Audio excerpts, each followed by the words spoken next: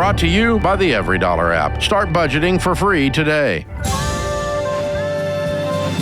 Normal is broke and common sense is weird, so we're here to help you transform your life. From the Ramsey Network and the Fairwinds Credit Union studio, this is The Ramsey Show.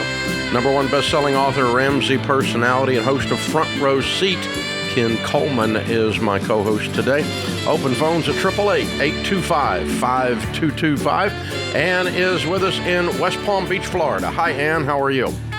I'm well, thank you. How are you? Better than I deserve. What's up? Okay. So I'm calling in today because I've been in a financially abusive marriage for the last 23 years. I am facing prison time. I'm actually supposed to be checking into prison on the beginning of June. We have 4 children. They're all amazing, smart. I stayed at home with them for the last 20 years. I'm going to prison for, it's called conspiracy to commit bank fraud. During COVID, my husband put my name down on documents showing that I was the owner of a couple of companies. He gave me different people to put down on these companies. And so that's what happened. I'm sorry, you knew this was happening when it was happening, though? No, I didn't know that it was... How are you being held accountable for someone fraudulently using your name? I'm confused. That's a good question. That's a good question. We had federal agents come to the house and ask questions like, is this your signature? And I said, yes. Like I said, I had been a stay-at-home mom for so long. I know we have back taxes due. I've signed those. I've never had my name on an account. Anytime my husband would put my name on a bank account, it would be closed due to overdrawn funds. So I've been in a position that any money was his money. I never had a say in anything we did with the money. He had a bad gambling problem. That's... Can I push back on this, because this is a big thing to drop on us here. You've already been convicted, and so that means the government went through trial and proved to a jury that you did, in fact, participate in this. And so when Dave asked you the question, No, we didn't go to trial. My attorney told me that, who has not been paid, my attorney told me that I would probably not win at a trial because... So you pleaded? Yes, I pleaded, yes. Yeah. So how long are you supposed to be incarcerated? 3 years.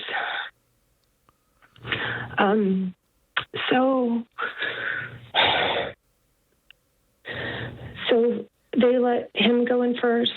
So he's already in prison. He was in, now he's out. Out of 3 years, he did 1 year. During that time, I had gotten a job. I have a graduate degree I got before I started having children. How old are your children now? 22, 18, 17, and 12. Okay. So I'm afraid to ask, but apparently he's taking care of them. Yeah. Okay. Are you divorced yet? No, he won't give me a divorce. He doesn't get the option of giving you a divorce. You live in Florida. You can file for divorce and it will be granted. He takes my keys if I try to leave. He's let the air out of my tires. I don't care. Obviously, you can't stay married to this guy. Obviously. I just don't have anywhere to go. I don't know. Well, you're going somewhere in 3 months, so that's not an issue. We already know where you're going. But in the meantime, you need to get an attorney and get divorced. That's my plan is the second I set foot in that prison that I'm filing for divorce, and I'll absolutely have somewhere to go after, and I'll have a better plan. And good. Yeah. You get to start over fresh after living in an abusive, horrible situation for way too long. right? Right. Okay. Yeah, So now that I've worked for, the past 3 years at a job, I know I have like a 401k. What do I need to do anything with that before I go away? You can sit down with a SmartVestor Pro and roll it into an IRA because you're probably not going back to that job, I suspect, right? I don't know, possibly. I'm kind of betting on that, yeah. So what were you doing? What was your career for the last 3 years? I did epidemiology for a clinic. You did everything for what? For a clinic? Epidemiology, track diseases. Okay, so that's what your graduate work is in? Yeah. Okay. All right, so you think you can land that when you come out? Probably not. No, I have so much resentment toward my husband. I'm probably never going to be able to do anything. I'm sorry, why would you not be able to land that again? Your husband has anything to do with this. You're not your husband anymore at the end of the story, and you are starting fresh the other side of a jail term. Why could you not go back to this career? I think because I have a felony. I don't believe that I am very marketable. Well, let me jump in here to try to encourage you. You have 3 months to tie up some loose ends, obviously, and one of the most important is to get your story out there, either to your existing company. They probably already know this, but this is a situation where you have to try with everything you have to get out the correct narrative and look people in the eye. And some people are going to say things to you because they don't like tough conversations. Some people don't even want to consider anything. But I would be trying to shore up what reentry would look like. Because if your husband got out in a year, hopefully you're going to get out sooner than him. Yeah, you're not in a situation where you're handling money in any way. So it's a medical situation. So having a felony is not necessarily going to keep you from landing a job. Especially if you tell them when you go in for an interview, when you do the research, when you do the background check, you're going to find a felony. I'm out. I'm clean. I'm innocent. Here's what happened. Yeah. I'll give you give me the thumbnail sketch version of that. Not with a bunch of shame and not with a bunch of drama, but just a little bit of information for the person doing the interview. And if you don't need to call me back, if you don't, you can go ahead and let me know now, or if you want to give me a shot, I'll be the best employee you ever had. I think you'll land something when you get out and you start your life again, kiddo. This time without the baggage of an abuser hanging around your neck. The year he was away was the best year of my life. Yeah. Well, that's welcome to the rest of your life. Yeah. He's away forever now. Lay the groundwork now. I can't say this enough. With your community, lay the groundwork now for when you get out that you have a job or at least possibilities or people who will champion you. Yeah. That's going to be very vital. Plug into your local church. Let your story be known. And, you've got 2 things to work on when you come out. You will be divorced unless you really are dumb. You really need to be divorced. You needed to be divorced 20 years ago, but now you really need to be divorced, okay? And then you got to deal with a career, restarting your life, and taking care of a 12-year-old, and however old that 12-year-old is when you get out. But if he got out in a year on 3, you'll probably get out in a year or 6 months on 3. I think that's a reasonable set of assumptions. So you need to get this divorce done.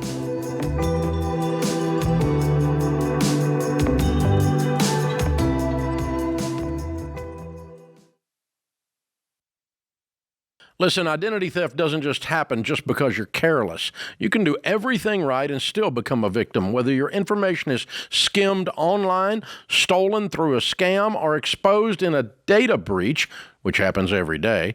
Then it becomes your problem, your time, your money, your paperwork galore. That's why I've told people for years to have identity theft protection, and the only plan I've ever recommended is from Zander Insurance. Zander monitors for signs of fraud, even home title fraud, and they send alerts when something looks off. Most important, if something happens, you're not stuck spending hours on hold, filing forms, and arguing with companies trying to fix it. Zander's dedicated restoration team steps in and does the hard work to help restore your identity. You can even protect your kids for free free on their family plan. Go to Xander.com or call 800-356-4282 to protect yourself today. Identity theft is everywhere. Xander is how you fight back. Xander.com.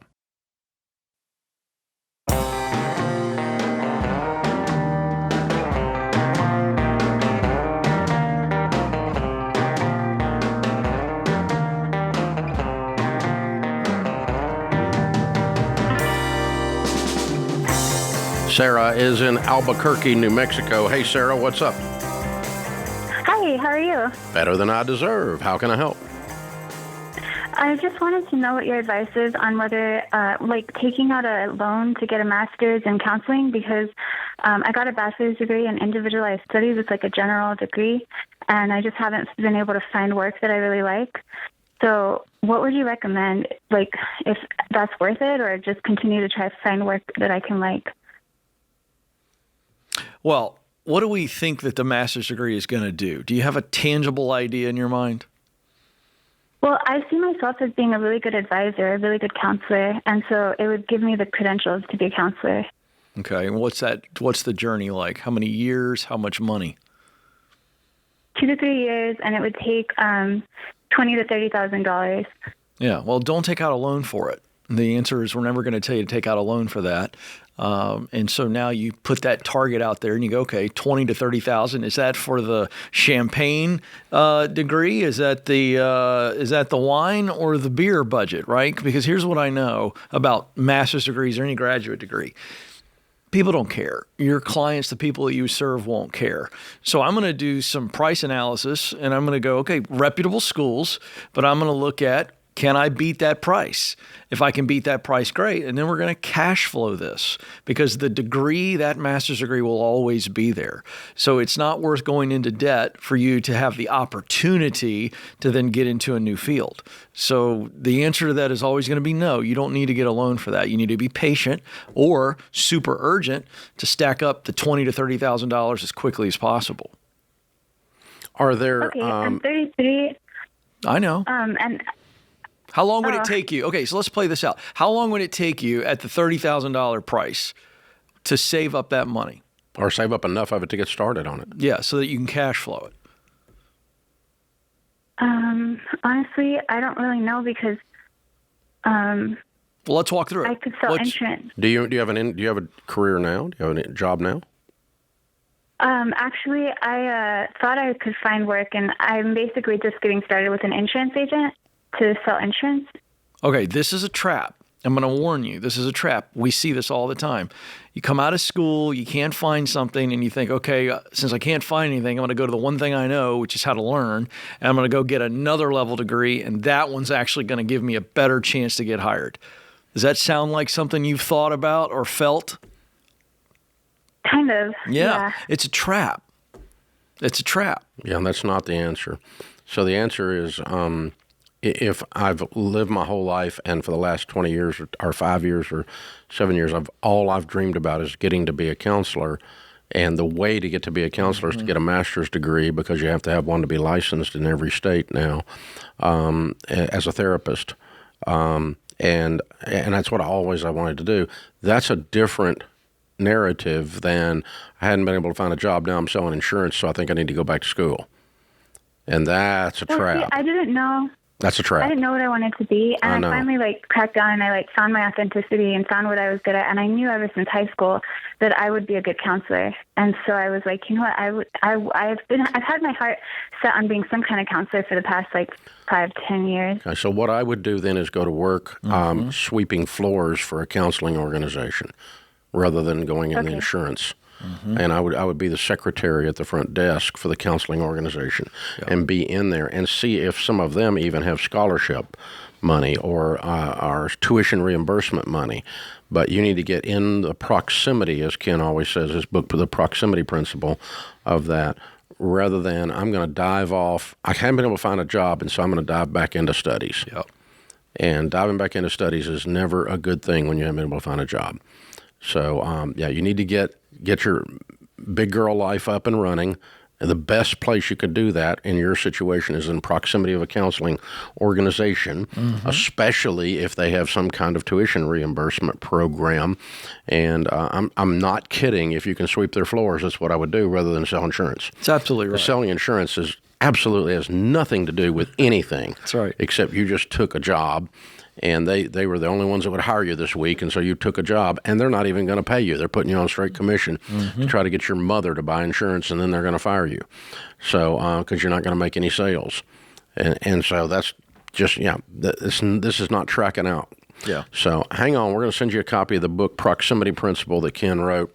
And Ken, talk about that for a minute, the whole thesis behind that book, because it's helpful to a lot of people. Yeah, the Proximity Principle says, in order to do what I want to do, fill in the blank there, I've got to be around people that are doing it and in places where it is happening. So the real formula is the right people plus the right places equals opportunities.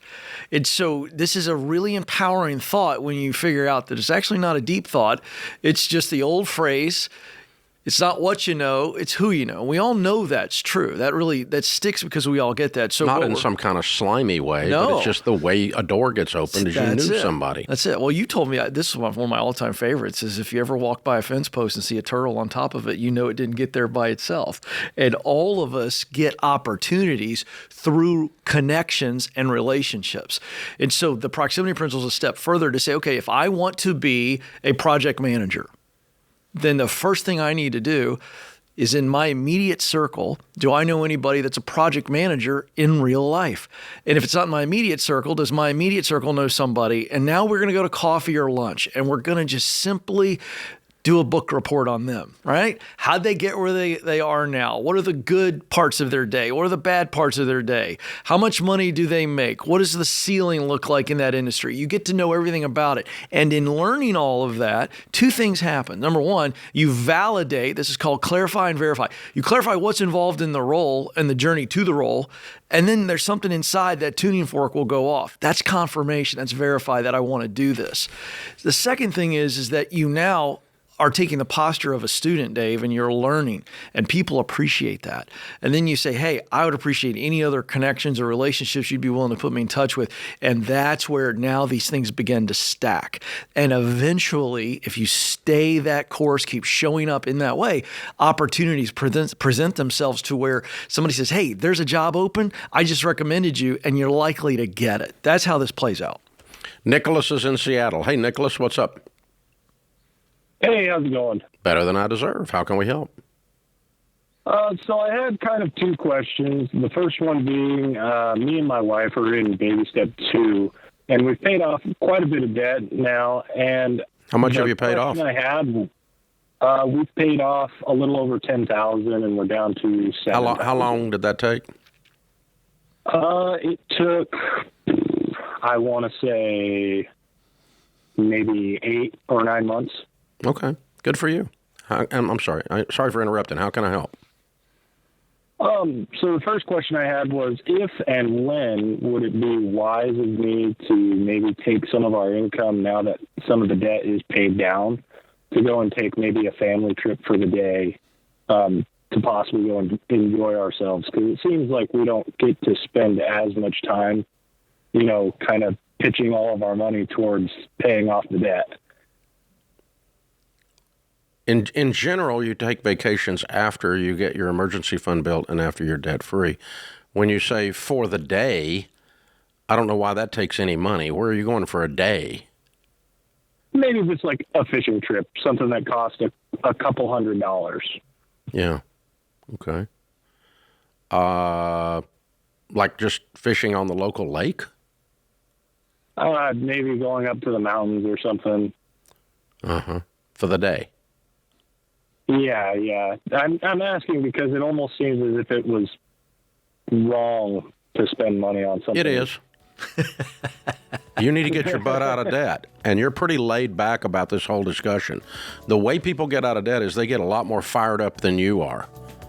They get a lot more angry about the debt than you are. And they get a lot more intense than you are. And if they're thinking about a fishing trip, they're going to go buy $20 worth of rod and reel over at the Walmart and drop a float in the lake. that's about a 10-minute drive away and call that a fishing trip, which is the same thing as going to the mountains for the kids. It's only the adults that know the difference. I got a little lake in my neighborhood, and you can catch about 25 fish in 25 seconds over there because there's nothing going in there. I took my 4-year-old grandson down there the other day. We had a fishing trip.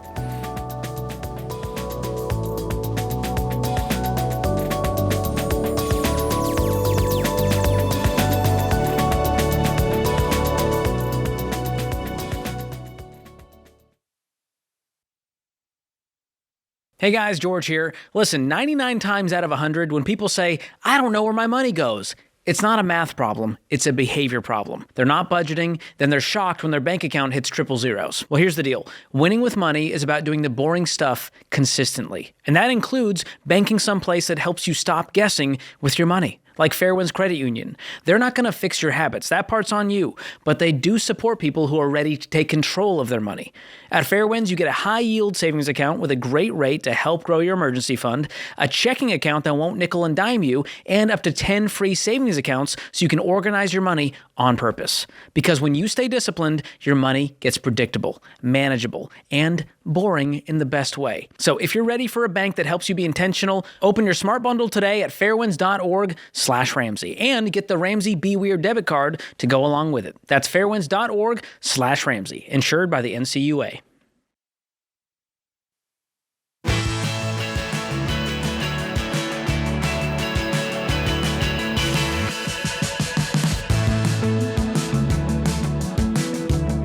If you have a simple tax situation, like you haven't had any major life changes or big investments or don't own your own business, use Ramsey Smart Tax.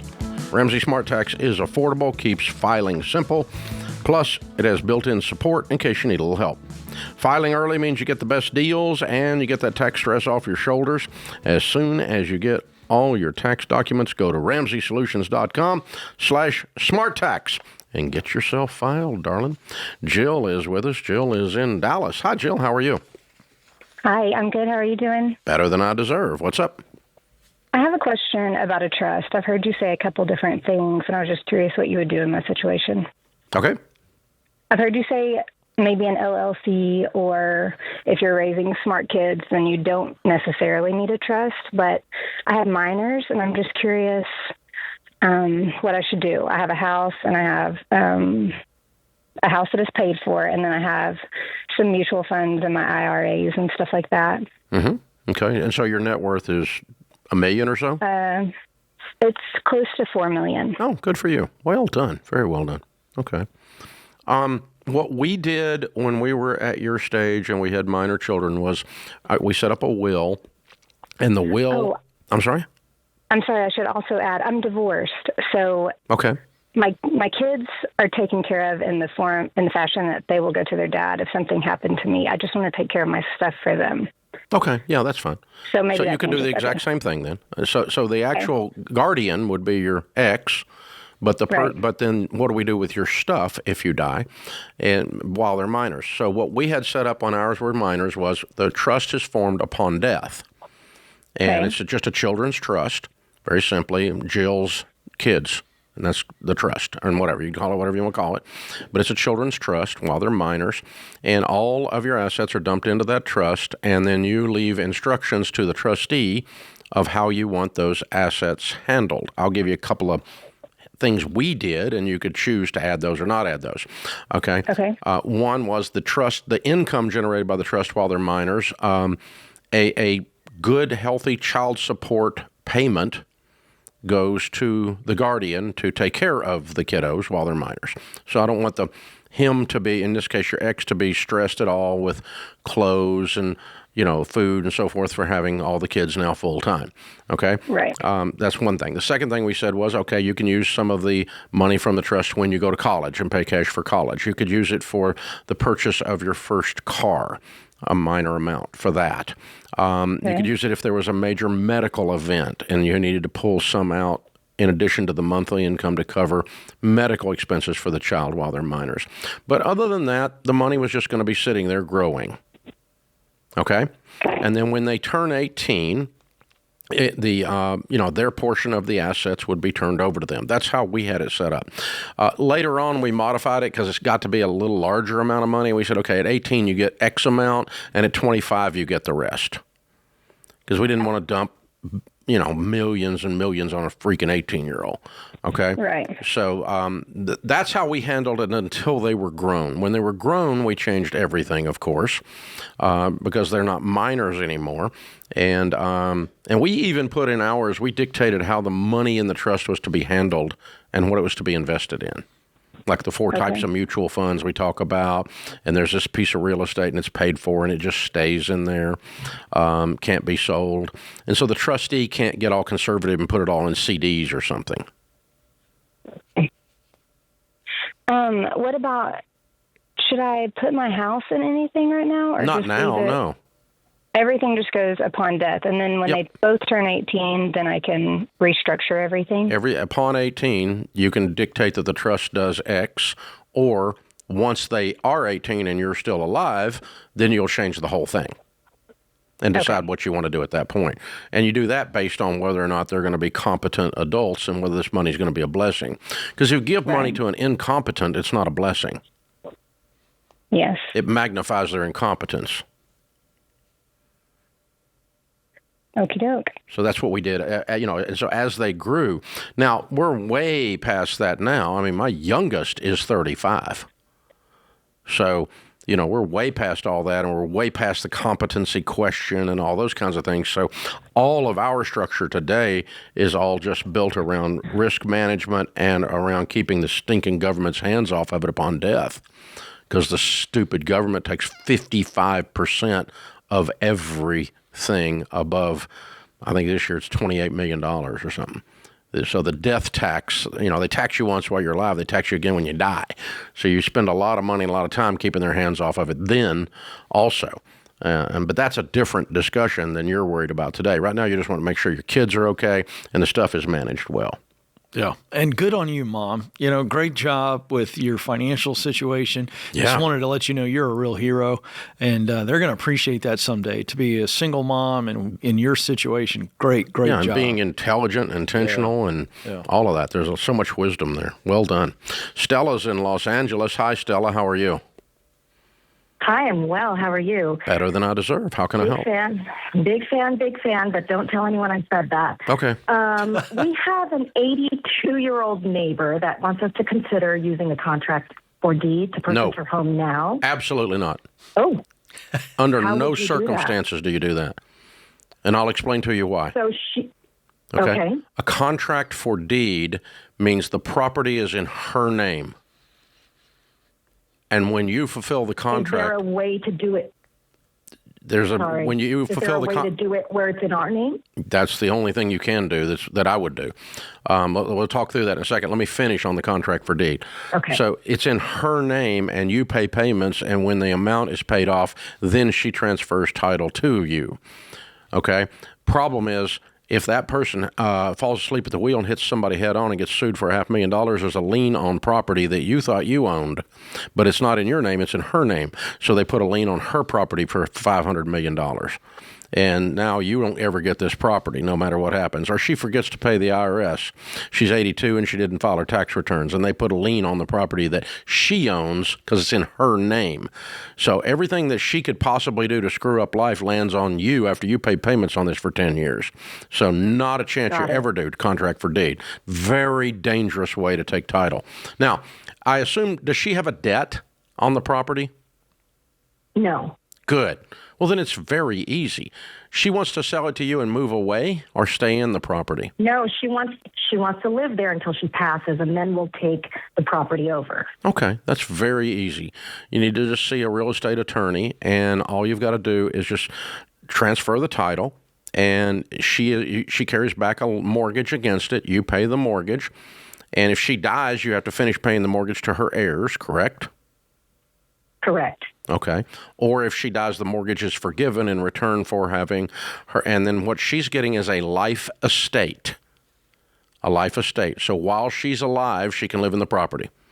And I would qualify that life estate even further, while she's alive and medically able to live in the property.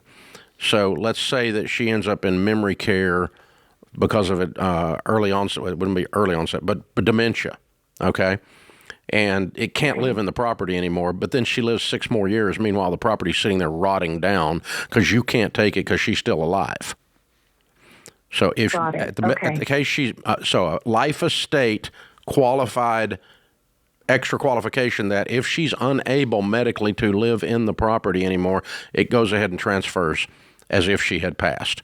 And then whatever happens to the mortgage, you guys can negotiate that at that point.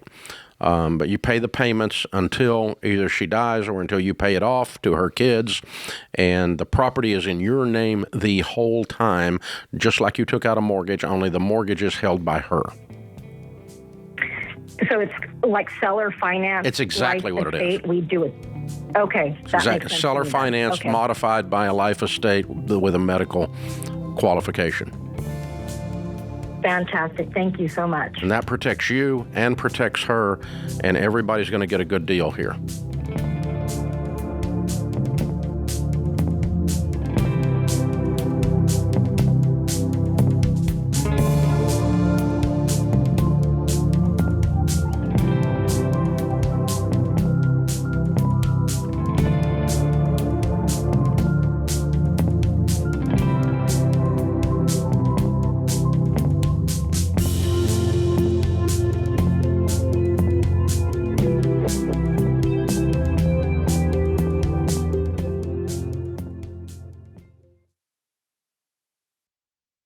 Hey, let's play a quick game of Would You Rather. Would you rather keep overpaying your phone company every month or save $600 a year with no contract and no price hikes ever? Easy answer. That's why I love Boost Mobile. With their low rates, you can unlock up to $600 in savings over the so-called big carriers.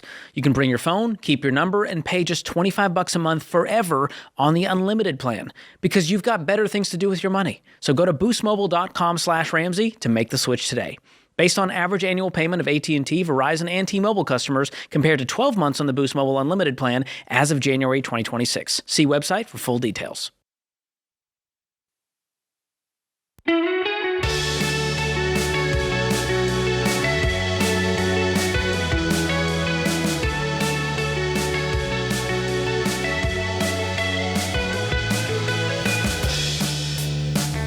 Javier is in San Antonio. Hey, Javier, what's up?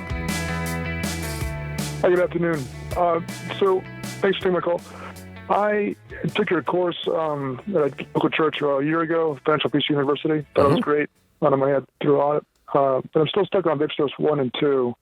There's just some stuff wrong. Can't save the $1,000 emergency fund, mainly because my income is so low and my debts are too high. I have one line of credit and 2 credit cards. So what do you make? Do you have any tips? Well, it's $15.95 an hour gross. So it runs roughly $545 a net a week. Mm-hmm. And how old are you? 41 years old. What do you do? I'm a technician, so low voltage cable installing. Okay. Well, I agree with you. Your job sucks. What are you looking for? What are you looking for to get a better job making twice? Because the bad news is you don't make anything. The good news is doubling it wouldn't be hard. Yeah, okay. I'm wondering, like, what's the trade that comes to mind? Don't worry about giving me a right answer. This is a quick exercise. What trade comes to mind when you think about what you do now from a technical standpoint, putting in that low voltage cable? What comes to mind as a nice little stroll into a much better paying trade? What comes to mind? Electrician. Thank you, Dave. That's the answer. Right. So there's a huge need right now, Javier, across the country, and I suspect that San Antonio is the same way, and trade school is a lot less time and a lot less money, and you might, given your current job, be able to get in at a low level and earn your way, or somebody pay for you to go to the next level of trade school. So when we throw that at you, how do you respond to that? I have tried that and have failed multiple times. So I applied to the local apprenticeship, and I scored well on the test, but the interview, they rejected me. They got this instead, sort of like. They what? Second. So in San Antonio, there's a local trade school. No, I get it. But why did you fail the interview process? I didn't really get any feedback. Maybe I'm too old. I'm not sure. How old are you? 41. 41. You're not too old. You're not too old. I can't give you a whole lot of feedback on that, although, there might be some confidence issues going on, where you have to go in there and kind of say, hey, I can learn anything. I'm teachable. I'm coachable. I'm super hungry. Do you think you're coming across that way? Yes or no? So I was fired from another job a few years ago. Probably still carrying that baggage with me. So. Okay, so you're not confident. Is that what I'm hearing? That's true. All right, Can you do the job or not? If somebody took you under their wing and taught you how to be an electrician, could you do it? I could, yeah. All right. So this kind of response here tells me that you just have to get back up on the horse and keep showing up. And you're going to have to deal with those demons, and we all have to deal with those demons. You feel wounded, you feel less than, all of that. But my friend, you can take control of this entire situation by getting a better paying job. Yeah, so it's about smiling and raising your energy level about 200% and going, I can do this. I want this. Put me in, coach. Give me a shot. I'm going to be the best. I'm going to be early for work every day. I'm going to leave late for work every day. I'm going to be the guy that doesn't gripe about anything. I'm going to be the guy that you can get to do anything you need to do. You want me to sweep the floors? I'll get the floors sweep. What do you need me to do? You put me in, coach. Give me a shot and come at this thing with some energy rather than going, well, don't sound like Eeyore in the interview, man. Yeah. True statement. Makes sense. Yeah, and here's the bottom line. The bottom line is you are correct. It is very difficult to walk the baby steps when your income is at the poverty level. And so I want you to think about what I'm going to do with my life. I'm 61. I don't want to be having this exact same problem when I'm 41. I don't have the same problem 20 years when I'm 61. And so I want different problems. I want a tax problem because I make so stinking much money. That's a new problem. That's a good one. It's a great problem. And so, let's. I hate the government because they take all my money because I make too much money. And you've been reading my emails, Dave? Yeah, apparently, yeah. And or you've been reading mine. I don't know, but yeah.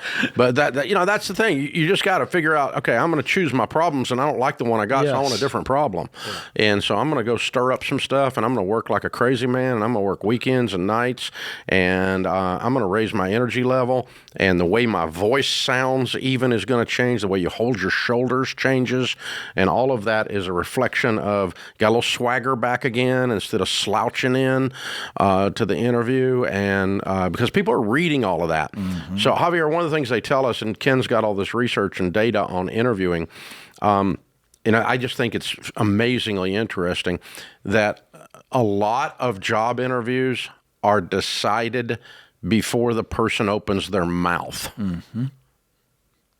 How you walk into the room, how you're dressed, the way you carry yourself, the way you smile or don't, and you just sit down and, because the interviewer subconsciously so many times goes, I wouldn't want to work with this person before they even open their mouth. And so in 30 or 45 seconds, that's the data, right? That's absolutely correct. And understand this, too, about But that's trades. about swagger. It is, because they are making a decision not on your ability to just do the electrical work or the plumbing work or the carpentry work. They're making the decision on how are you going to interact with their customers. Okay? And with your team. That's right. And so if they feel like you are Eeyore, as Dave has so prophetically said here about so many people we get calls from, and we're not judging anybody, we can feel your energy through the phone. Imagine what you're presenting like when you're sitting in front of somebody. And so the issue here is when you're in a trade, here's what they're looking for: a little bit of enthusiasm, a whole bunch of hunger. All right? And then the willingness to show up. They need to know that they can count on you. You ever looked into somebody's eyes and don't see a light? Yeah. Like nobody's home and nobody's even coming up the driveway? I mean, there's no light in there. I'm not saying that's you. I'm just saying that's one end of the spectrum when you're interviewing someone. The other end of the spectrum is their eyes are sparkling. And there's a smile. And they took a bath this morning before they came to the interview. And they tucked in their shirt. And they didn't wear clothing like they were trying to get in a punk rock band. Instead, they came like they were trying to get a job. And, this is basic stuff. And you're not we people, when we go to get people to do business with us in an interview or in a sales situation, we're not entitled to anything. And so you've got to think about everything, all the variables that are affecting this, and then the last part is then turn up the frequency of your rejections. Yes. And so, I think you've been rejected about twice. I want you to be rejected 26,000 times. Mm-hmm. And by then you will have landed a degree in the medical field or something. I don't know. I mean, you got to get back. You got to get back after it and keep turning over the rocks. Something will run out. But if you don't turn over a rock, you go, I once turned over a rock and I got bit. I'm not turning over anymore. Yeah, you got to go do it. Yeah. It's your only option. Otherwise, if you keep doing what you've been doing, you're going to keep getting what you've been getting. It's true of everybody. So we're just talking to the whole audience right now, Javier, but you're getting caught up in that net. So I got faith in you. I think you can do more than it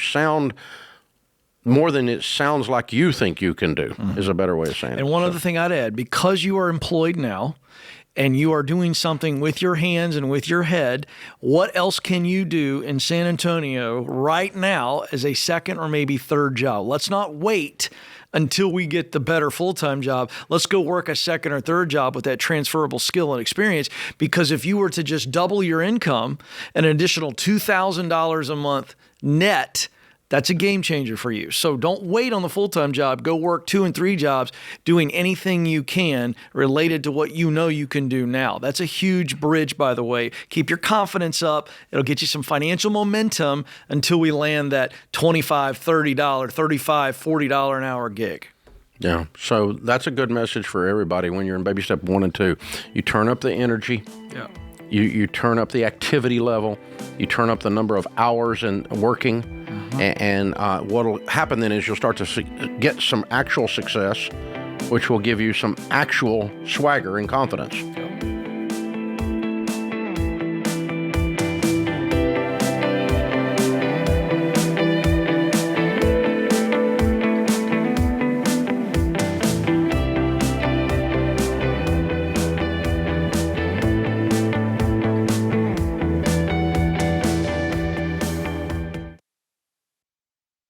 This show is sponsored by BetterHelp. I am here on this show because some amazing women in my life, like my mentors, my friends, my wife, and my mom, because they invested in me. They're all extraordinary. And one of the common themes I've heard from all of the important women in my life is that between the responsibilities and expectations that the world places on them and the expectations they place on themselves, they are under incredible pressure every day. Women are often encouraged to overlook their own emotional well-being to care for everybody else.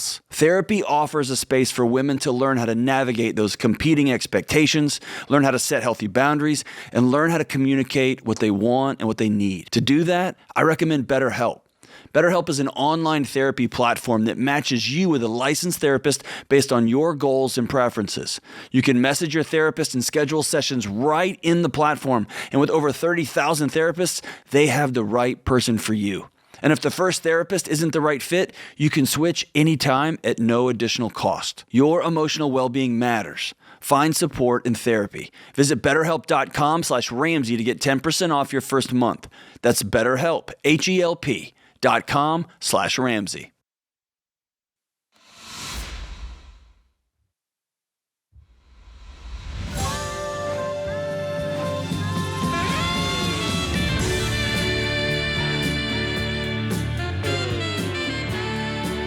Welcome back to the Ramsey Show in the Fairwinds Credit Union studio. Ken Coleman, Ramsey personality, #1 best-selling author, host of The Front Row Seat. If you hadn't checked it out on Ramsey Network, you should. He's my co-host. Open phones at 888-825-5225. Jared is in Las Vegas, Nevada. Hey, Jared, what's up? Hi. Thanks for taking my call. I got a quick question for you. I'm in the middle of a high-conflict divorce. We recently sold our marital house. There's $15,000 left in the escrow account. In the pending process, I'm getting 17. My ex is getting 17.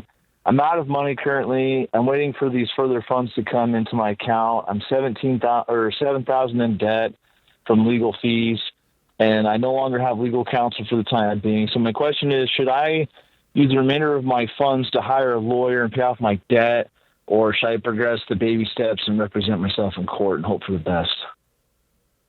Well, there's nothing to represent. I mean, there's 17 and 17 is already divided.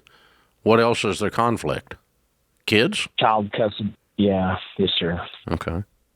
Well, you're probably going to lose that if you don't go to representation. I'm already the non-custodial parent from temporary order, so I don't know what else I have to lose. And you don't think that's going to change in court? I don't think so. No, sir. Okay. So if you're resigned to that, what is there to lose in court? Nothing, just $17,000. Well, no, you're not. I mean, that's already determined and split up, isn't it? It's being pended. So there was a total of $52,000. We signed an agreement from temporary order. She got 17, I got 17. Yeah. And there's 15 left in the escrow account. Okay. And what's supposed to happen? Does temporary order dictate what happens to that escrow account? No, what's left in, yes, but what's left in the 15 is going to be talked about in our final hearing. It's not scheduled yet. Okay, so you could lose that. Yeah. You're half of that. I mean, let's say half of that is yours and half of that's hers, hypothetically. And if you lost, you would have lost half of that. So it's $7,000, $7,500 on the line. Does that sound right? Yes, sir. Okay. Well, attorney's going to cost you that much. Right. I don't ever like going into a situation not represented by good, strong counsel. But it sounds like this thing's already run its course, and you just need a judge to put a stamp on it. To finalize it. We're separated, but we just need to finalize the divorce. I just kind of need... Is the divorce not filed? It's filed, but we're in the limbo process with the courts.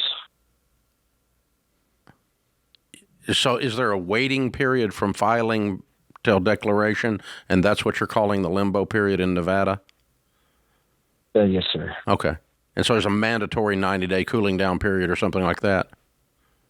Yeah, I don't know the exact terminology. I do know that we're still legally married, but we have to either go to mediation again or we have to go to trial, and then the judge will sign the final decree. Yeah. Okay. So what would happen if you called her lawyer and said, let's go to mediation and wrap this 15 up and come to agreement on everything and sign on and get the judge to sign it? I've tried that twice already, and it's resulted in failure both times and tens of thousands of dollars in legal fees with mediators and attorneys. Yeah, but now we're down to only $15,000 to argue about, right? Financially speaking, yes. The biggest dispute is child custody. I thought you weren't disputing it. I thought you had said, I'm going to lose it. If you want to fight it, you need a lawyer. Yes, sir. You're going to lose if you don't have a lawyer on child custody. 100% chance. Yes, so sir. Yeah, you're going to spend. So it's not spending money to get money; it's spending money to get access to my own children, and that's money you spend for sure. You'll regret not doing that. I wish I'd dropped another $5,000 or $10,000 in that instead of advanced my debt snowball. But if you don't have anything to fight about, if you're saying like, look, 90% chance the ruling that's standing now, non-custodial, is the way it's going to be, I'm going to lose. Then you've already acquiesced that, and there's no sense in paying somebody $10,000 to do what you know is already going to happen. But yeah, I'm going to hire a lawyer if I got a shot at changing the disposition of the children, for sure. And but yeah, what you're learning is divorce, and in most cases, other than divorce, the lawyers are the only ones that win lawsuits, and so. And everybody thinks they're going to get something out of these things, and they don't. So it's kind of ridiculous. But my goodness gracious, I'm sorry you're facing that. But yeah, if you want to fight about the kids, then you need legal representation. Otherwise, with what you've described, there's not enough on the line to cover the attorney's fees. So I mean, I would just call the attorney up and go, hey, listen, if I accept the child custody the way it is, and we agree to split the $15,000, do we have a deal? That's your mediation. and just call the guy on the phone and do that deal. But if you're going to fight the kid thing, then you need representation. So that's just a practical thing. It's not that's not legal advice. That's just a guy who's dealt with lawyers more than I ever want to wish I had never met one. Ugh. Jack is in Miami. Jack, how are you? I am doing better than I deserve. Dave and Ken, it is such an honor to get to talk to you guys this afternoon. You too. What's up? Okay, so I am a teacher, and I just found out this week I am getting laid off once the summer ends. Me and my wife were recently debt-free. We have debt-free in the house, have a nice retirement, over $800, and we're building an online radio station. My question is, she's still working out of the house. She makes about 75. I made about 65, so we're losing that income. Do I go full force into building our online radio station? Have you made any money at it? I've made, we started in November. I made about $2,500 so far, because obviously we sell advertising. That's how we make money. Yeah, I've heard the rumor. Yeah. What kind of radio is it? It's a country music station playing. We play like today's hits, all-time favorites. Do you need the 60? How much of the 65 that you've been making do you absolutely need to have? All of it or some of it? Well, I mean, if we stayed on a tight budget, we could live off of her income. Well, you're going to be on a tight budget. Yeah. I wouldn't put my eggs in that basket. No, I think I would figure out what I want to do with my life in addition to this. And because this right now is a hobby, it's not made money yet. And you're in a highly competitive field where everybody that's breathing has a podcast now. And so it's not like there's a lot of choices out there. There's like a bazillion choices out there. So not against you trying this, but I'm against you leaning on it when it's unproven.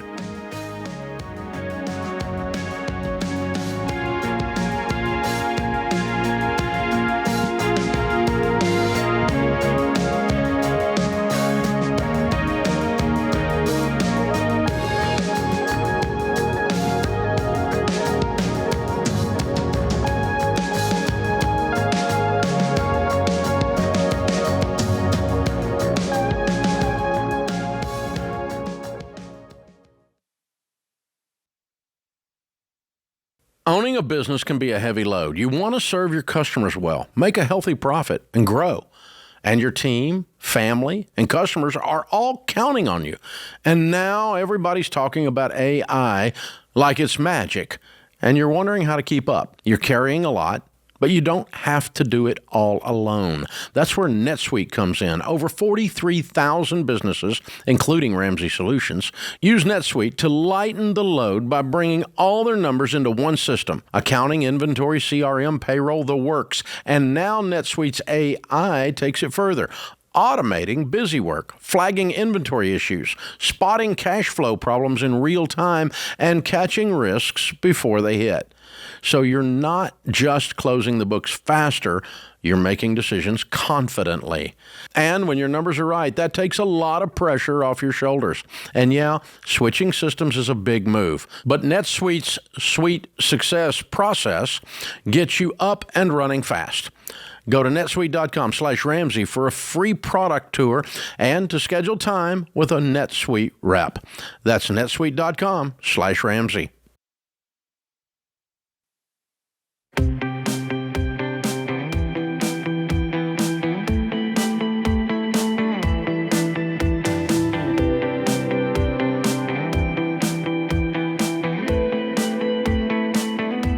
Chris is with us in Atlantic City. Hi, Chris. How are you? I'm fine. How you doing? Better than I deserve. What's up? All right. I have, I guess, like a philosophical will question for you. I'm not married, have no kids. I'm probably not going to get married, probably not going to have any kids.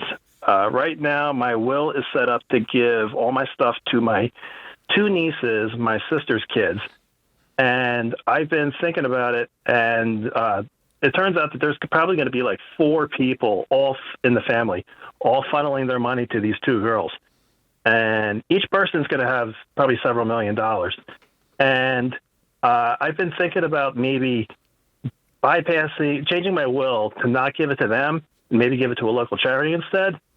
But I know that my family's just going to look at it from purely an emotional point of view and be like, how dare you not give it to the family? And I thought I'd get a viewpoint from like money people to see what you guys think. Well, there's not a morally or spiritually wrong answer between the two things. You could do either one. It's the money that God has entrusted you to manage, and you can give it where you see fit or not give it where you see fit. I would not let the family's emotions be my motivator. I would just say, okay, what is the right thing to do in your heart of hearts, regardless of someone's feelings, okay? What's the proper thing on principle to do with this? And it sounds like that's guiding you to at least limit how much goes to the nieces. How old are you? I'm 46. They are 7 and 11. Okay. All right. Because the answer for me, if I'm you, might change over time. Okay, let me give you an example, okay?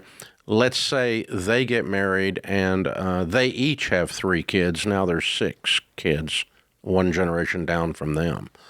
And they're a wonderful family that's contributing to society. They're not a bunch of entitled, screwed up people, right? Then at that point, you're 66 or 76. You might change it back to give to that way. So this could evolve, and I'm not saying you had to. I'm just giving ideas. All right, and of course you also could do both, because you're 46 and you've got how much now? How many millions now? I've got 1.5 now. Okay. Yeah, and so you'll be dealing with 15 million when you're 70. Yeah. And so, assuming you keep on the track you're on, and I think you will, you sound like somebody's going to do that. You've done a great job so far. Congratulations. And so you could say, I'm going to leave this much to this charity, this much to this charity, and this much to the nieces or the great nieces and so forth. And so, or it might be that you're heavily involved with one of them and the rest of them don't even know your name. Then you can do that. I mean, you can do whatever you want to do. And then, at that point, if you were ill or whatever, at that point, I would let someone in the family know. But I'm not really going to have emotional discussions with a bunch of people who really don't have a say in this. And we're not, unless you're ill today, I'm not going to fret about having a big, long discussion. I generally tell people, if you're going to make somebody mad with your will, go ahead and tell them while you're alive. That's a fine thing to do. In this case, I don't know why you would bother to stir it up. It's just none of their business. Well, I don't think any of them are like a wrong decision. I just think it would make more impact because my money would just be thrown in a pile of other money in the end. Well, I would challenge that idea of impact, because if you drop $15 million into a pile of money with other millions, and these young people by then are not young people, they have been trained and they're high quality people, they'll leverage that for more impact than a charity might. Well, and I'm kind of questioning their money managing abilities when they grow up, because they're probably going to be getting it from their mother, who is not too good at it. Well, I don't know. I mean, they're 7. I don't know that yet. But so you can do that too. That's okay. None of this is wrong. So you can decide what you want to do. And but I would be open to 2 things. I'd be open to changing it as it evolves, and I would be open to it not necessarily being all or nothing, that there could be some of each, and just kind of mix that in. And that just gives you a lot of freedom to think about this and not fret about this. Yeah. I'm not really fretting about it. No, but if you said, I'm going to put it all in their name today, and then the 12-year-old gets into drugs, then I'm all or nothing, then I'm going to be fretting about it because I got to move it back out. I got to change it back. Yeah, I think there's something going on in your gut, that's led you to this phone call. I just think before you even choose a charity, I think you need to get involved in some causes, get really intimately involved to where you know how those organizations are run, not just because, it's a good cause, and it's not going to my nieces who don't need it. Like, there needs to be a pretty strong why, in my opinion. Now, again, there's nothing wrong. Dave said it well. But if I were you, if I'm leaving this money to somebody that's not my family, I want to feel really good about the ROI on that money. Yeah. And to assume that a godly family managing God's money in a godly way has less impact than a charity is an incorrect assumption. As a matter of fact, the family will do a much higher impact than a charity because there's no overhead. Matt is with us in Buffalo. Hi, Matt. How are you? Well, better than I deserve, Dave. How are you? Better than I deserve. What's up?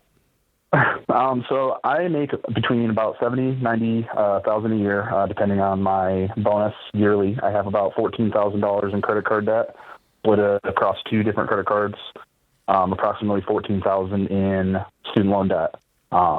So I guess my question is, I have about $20,000 liquid right now. My question is, should I just pay off the credit cards in a lump sum, knowing that that's probably going to tank my credit score? I'm trying to buy a house within the next year. Okay.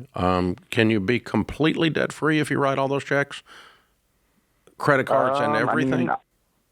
So it would be, no, not entirely. I would still have the student loan, at least a portion of it, and then my car payment, which is not really much. Okay. All right.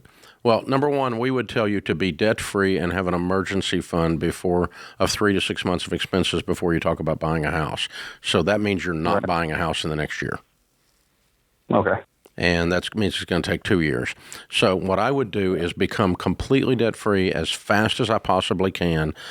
0 activity of any kind on your credit for 6 months to a year will give you a 0 credit score, and you can do manual underwriting with Churchill Mortgage, and you'll get the same rate as you would get if you had an 800 score. But right now, you're broken in debt. Right now, you're broken in debt, and a credit score is what puts you there. I'm sitting around like a 690 right now, so not too great. No, it's because you're deeply in debt. You have no money, and you've not been doing a good job with your money. And now you're starting to. So congratulations. Yeah. But yeah, I'm cutting up all the credit cards, and I'm going to list my debts smallest to largest. I'm going to use $19,000 of the $20,000 towards that goal, and then I'm going to be on the beans and rice and beans budget. I'm going to clear up the rest of these debts immediately, and then I'm going to start stacking cash for my emergency fund, then stacking cash for my down payment.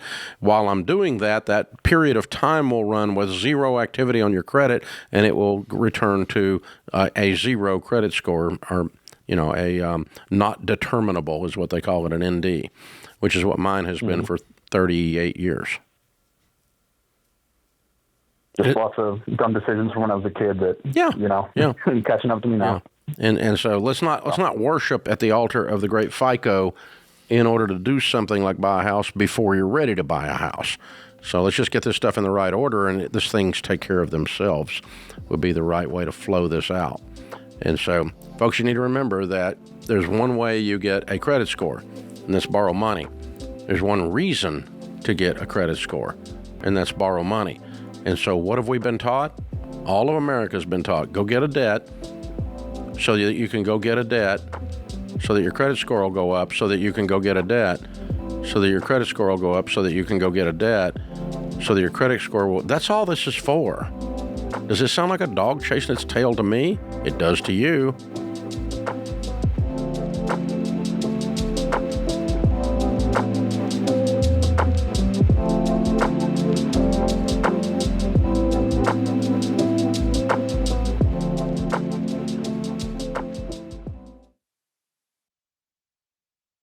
If debt collectors won't stop calling and you feel like you're drowning, you don't need another company selling debt relief dreams. You need real-world help, and that's why I recommend Guardian Litigation Group.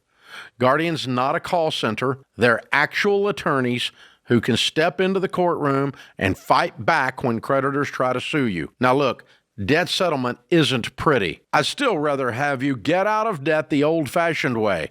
But if you're facing bankruptcy and need a way to stop the bleeding, Guardian gives you a path forward. And they don't charge a dime up front. Guardian's attorneys have helped over 55,000 people across the country settle more than $600 million in debt.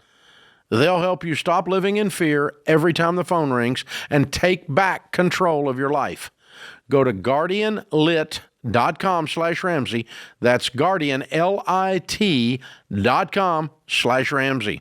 Attorney advertising. Results may vary and no specific outcome is guaranteed.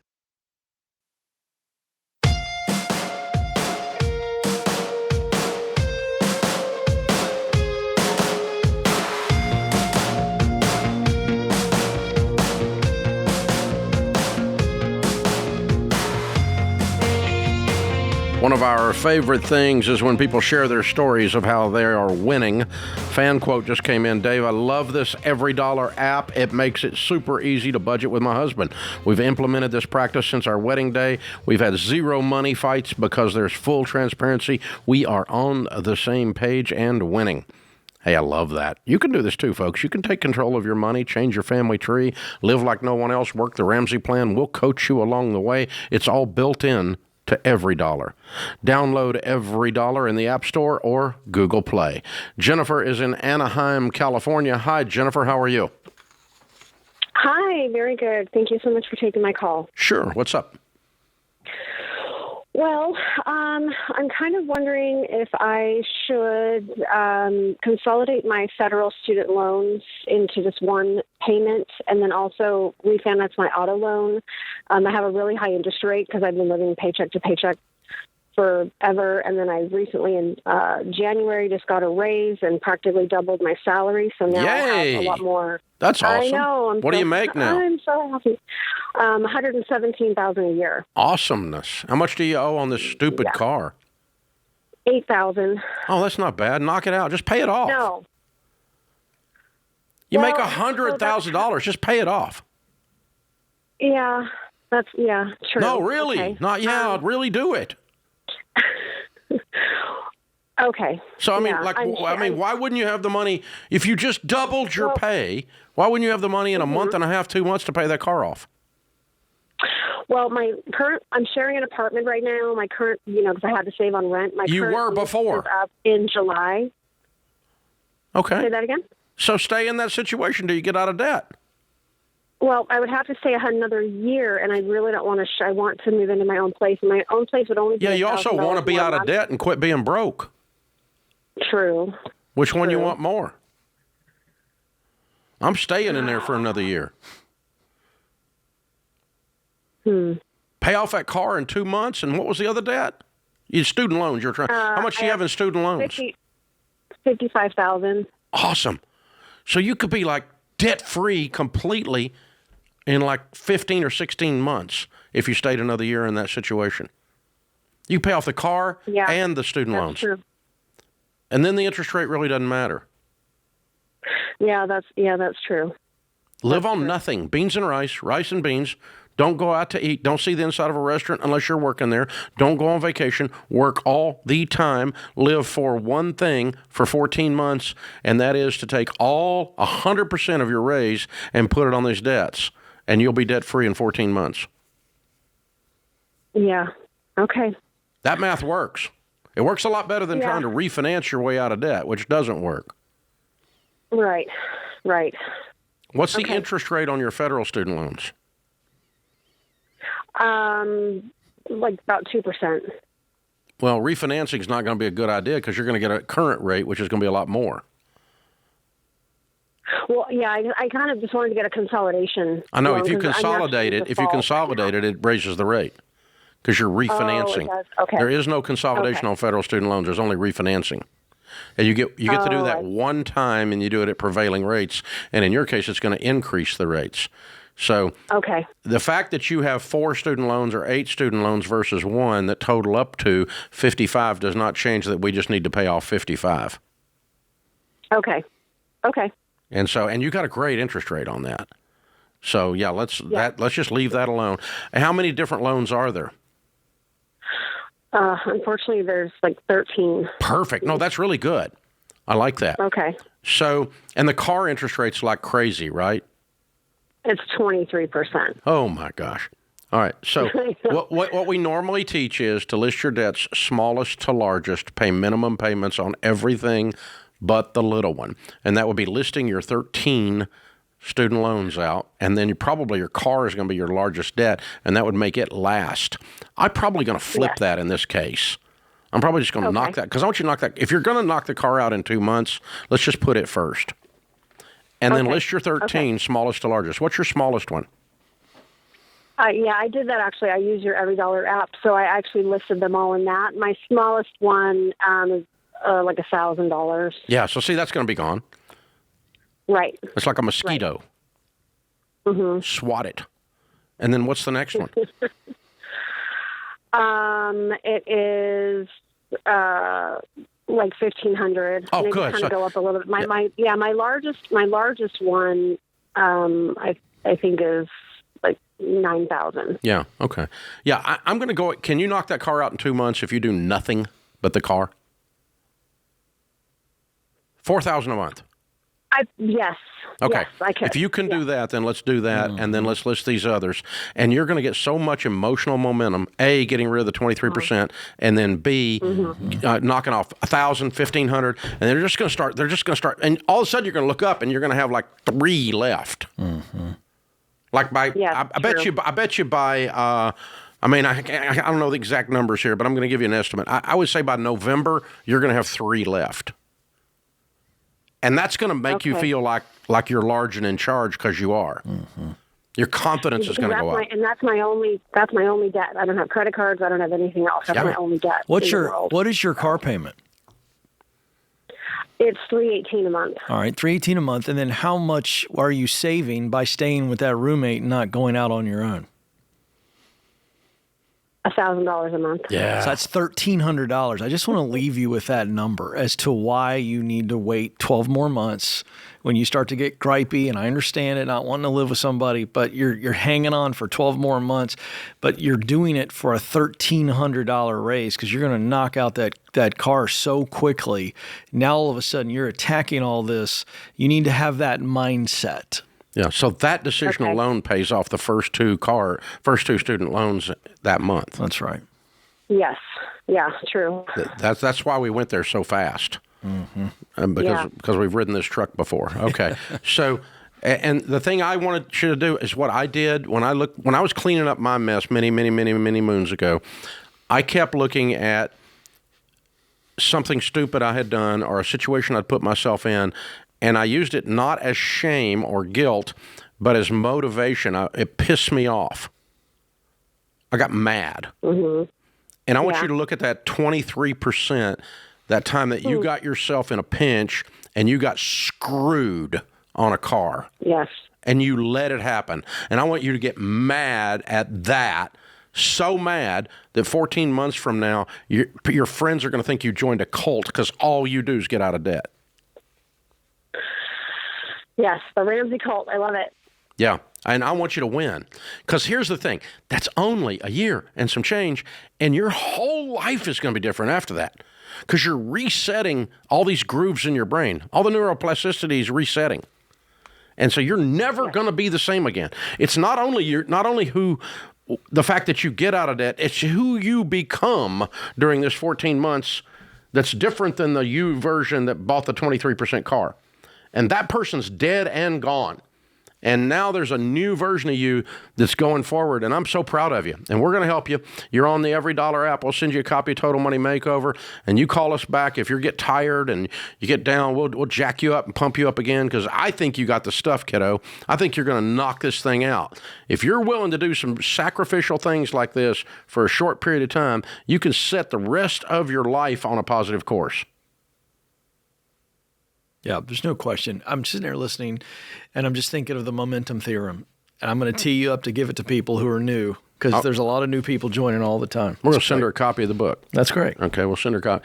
The momentum theorem is focused intensity, F-I, over time, over T. F-I over time, F-I over T. Focused intensity over time, multiplied by large G, God, and His blessings. When you're faithful in the little things, He'll give you more to manage. Yep. He will not give you more to manage when you're disorganized, unwilling to sacrifice, and unwilling to work hard. It's in the scriptures. It's very clear. Focused intensity over time multiplied by God equals unstoppable momentum.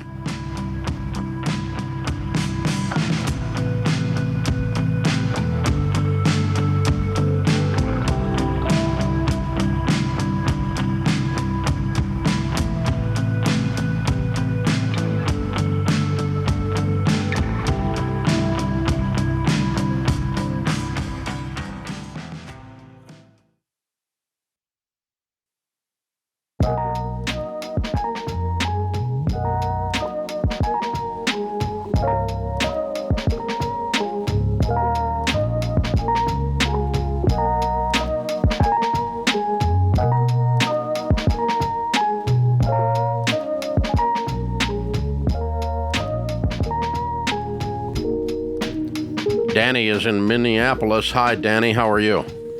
Good. How are you? Better than I deserve. What's up?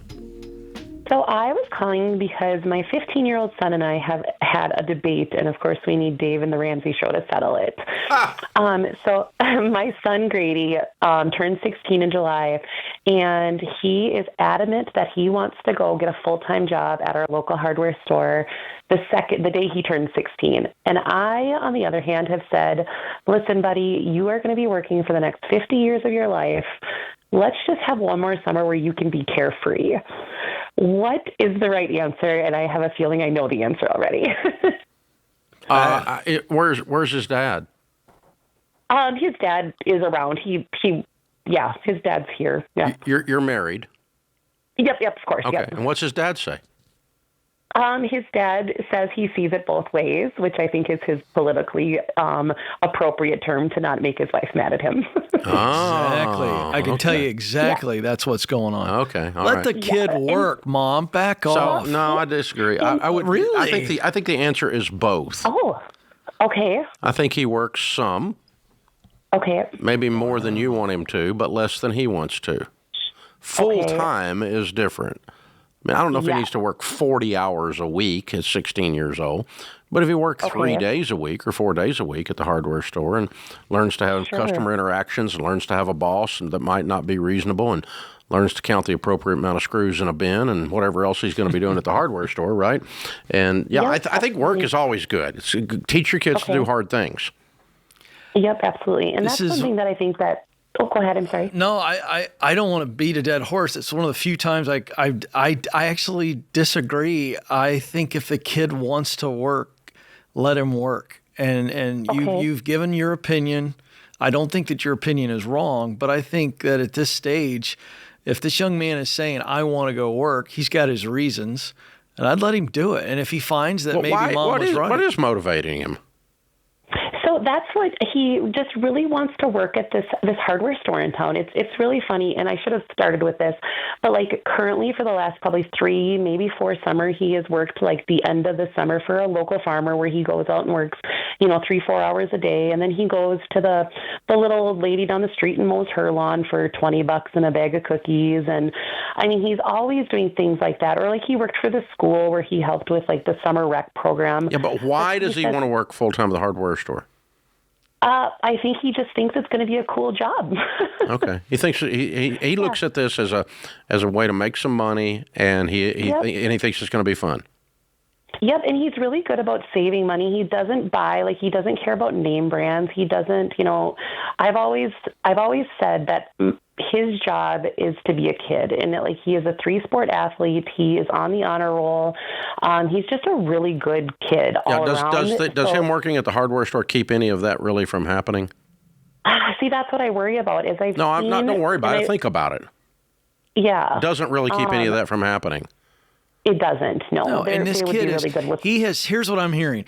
Now I'm even more entrenched in my opinion, which is rare. Listen. This kid is self-selected throughout his life. I know people like this. I'm a nerd like that. He likes to work. He likes to be busy. I've always liked to make I'm money. the same way. And I will just say that I don't think you're going to change this. In fact, I think you have a little bit of fear in this because you've watched this young man be really serious compared to most kids his age his whole life. And I think you wonder, is he ever going to stop to smell the roses? And I think what you may be missing, Mom, and you're amazing, by the way. I love this discussion. It's a great discussion. I think that this kid is smelling the roses.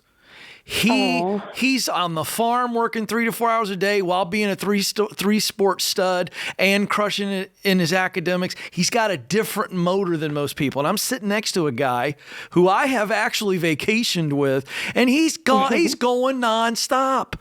I was at his lake house one time, and I was exhausting watching Dave relax. and by the way, his family will tell you, and I say that with love, but it's true. He's got a motor that most people don't have. I could name 2 or 3 other well-named men, I won't, who I've worked for that have the same motor. And all I'm saying is, I think you're a good mom, but I think your son has got his own motor. And in this case, he's not doing anything that is any way suppressing his desire. I think he's fulfilling his desire. I think this guy's going to be a multimillionaire entrepreneur and provide jobs. And I'd say, let him go, Mom. And if when he gets to be saying, I think I'm working too much, then you come in and say, well, buddy, you're only 16. Why don't you do something fun for 2 weeks? You know, I just think this kid's wired differently, and that's why I said what I said. He gets great joy from this. That's what we're hearing.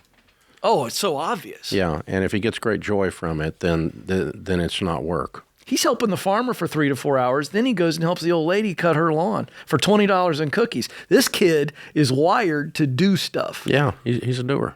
He gets crap done. So I like him, yeah. But I think I think what, Danny, as someone that's similar, I get great joy from working. That's why I'm 65 years old. I'm a multimillionaire. I don't need to work, and I come down here and do this because I get great joy from this. He's got to sit next to me, folks. Only joy brings him into this. Ken, you're joy personified. Thank you. But but I mean that's the thing. You do get joy from getting things done, from traction, from accomplishment, more than I get joy of.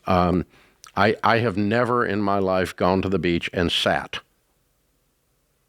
on the chair. Oh. That does not bring me joy. Oh, I know. Some people call that smelling the roses. That's not roses I'm smelling. So it's not for me. I mean, it's okay if you want to. I'm not mad at you. You're not wrong. Yeah. But I'm also not wrong. Because that's correct.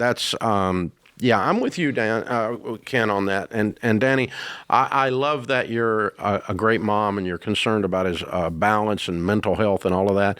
Just make sure he's getting joy out of this and that he's not being driven by some demon. If he's being driven by some kind of performance accomplishment demon or something, then yeah, I might back him off. I might put a bridle on that. But if the kid just likes getting stuff done and he likes learning things and he likes engaging and he's got like Ken said, he's got a big motor, I'd tune that motor up and let it run. Mm-hmm. That's what I would do. Yeah. And by the way, great job, Mom and Dad. Yeah, it's just... that doesn't happen by accident. The good news is they're both sitting there talking about it and they're having a discussion and they're trying to look at life with a good lens and wisdom. And I don't think there's any wrong actors in this discussion. It's just good, healthy people. And I got to tell you, I would rather hire him and have to talk him into slowing down than hiring some wet wood and trying to get it burning. That's so true. I've hired some wet wood you can't get burning, no matter how much gas you put on it. So true. He's very employable for the rest of his dadgum life. Oh, he's going to employ a lot of people. Yeah. Mark it down. Yeah, he's not ever going to say, take it easy and mean it. It's so true. Oh, it's so fun. That's so fun. Yeah, we need more of him out there, actually, in this world. So it's a good thing. But, yeah, it just needs to come from a place of health and a place of wisdom, a place of, today when Sharon and I vacation, we specialize. I don't want to be sitting in XYZ city around the world and have missed it because I needed to sit there and rest. I'm going to go out and see this thing. I came all the way over here to see this thing. Let's see it. That's right. And so we're like wearing the tour guide out. They're exhausted, So, but that, I didn't come over here for that. I could have stayed home if I wanted to rest. That reminds me of our all-time favorite tour guide in Philadelphia. That poor guy couldn't breathe. We were walking so fast. Philadelphia. Remember that guy? Yes, that guy. He couldn't keep up with us. He's all-time worst tour guide we've ever had. Yeah, that's a story we can't share, but boy, it was a great memory. But, all-time greatest. Oh. But, there's something to parents, if you've got a kid that's wired that way, put some coals on that fire. It's a thoroughbred. Let them go. A thoroughbred. Let them go. Let them run. It's good. I love it.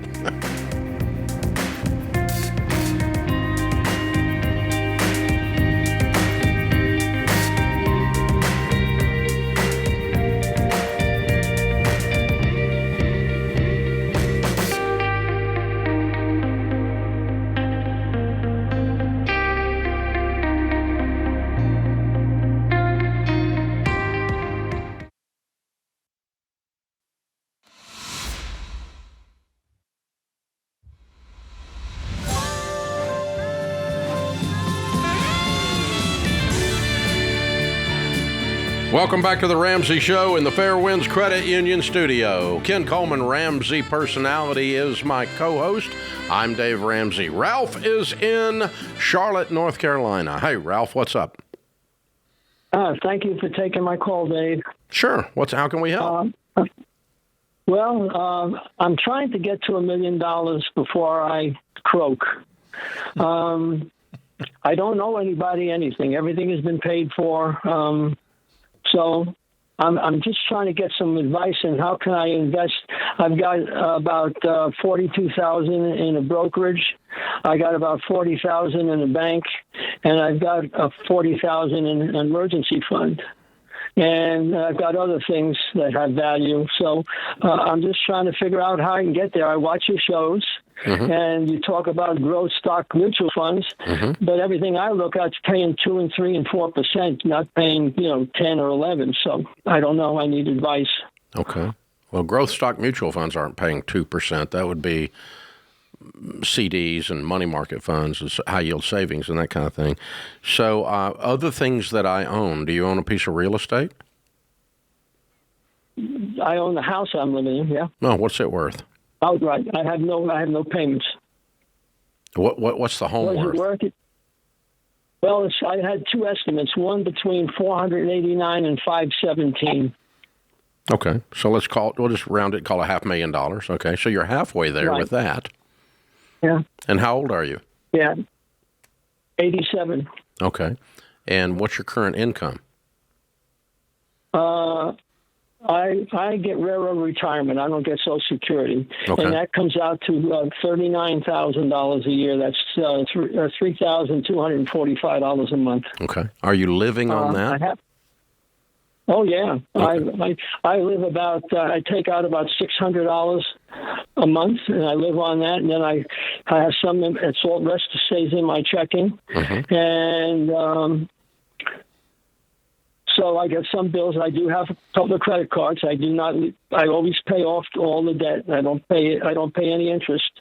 And I have an IRA that's worth like $96,314. What is that invested in? Right now, it's getting in cash. Okay.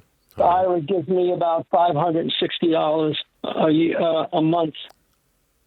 But you don't need it. Oh, I don't need it. No, it's just Right. growing. I just have to take out my what I have to take out every year. Okay. All right. So between the 40, the 42, and the 96, that puts you, I'll just use round numbers. Let's call it $150,000, okay? If $150,000 were invested at around 10%, as an example, here's how the math works. It will double every 7 years. So it would be $350 when you're 89, or it'd be $300 when you're 89, and it would be $600 when you're 96. That's if you add nothing to it and it were invested that way. What is the need to have $1 million before you die? What's the just a goal to set, or is there something going on? Or just a goal. Okay. My If the goal is then how can I better use my money to do the best possible job of managing God's money? Then I think I can help you with that. I'm not sure we can get to the $1 million unless you live a lot longer than most people, but you already have. Well, my family's lived long lives. Okay. So, you may make it then. All right, cool. Yeah, it's just a math thing, right? I have some other stuff. I have about $33,000 in silver. Okay. Okay, that I bought many years ago. Okay. I collect O-scale trains since a little boy, and I went to work for the railroad. I worked on the railroad, and I figure that's worth about $25,000. Have you got family? What's that? You have family? Yes, I have 3 children, 2 boys and a girl. Okay. Well, I should say two adults and one female adult. Okay, right. And do they have children?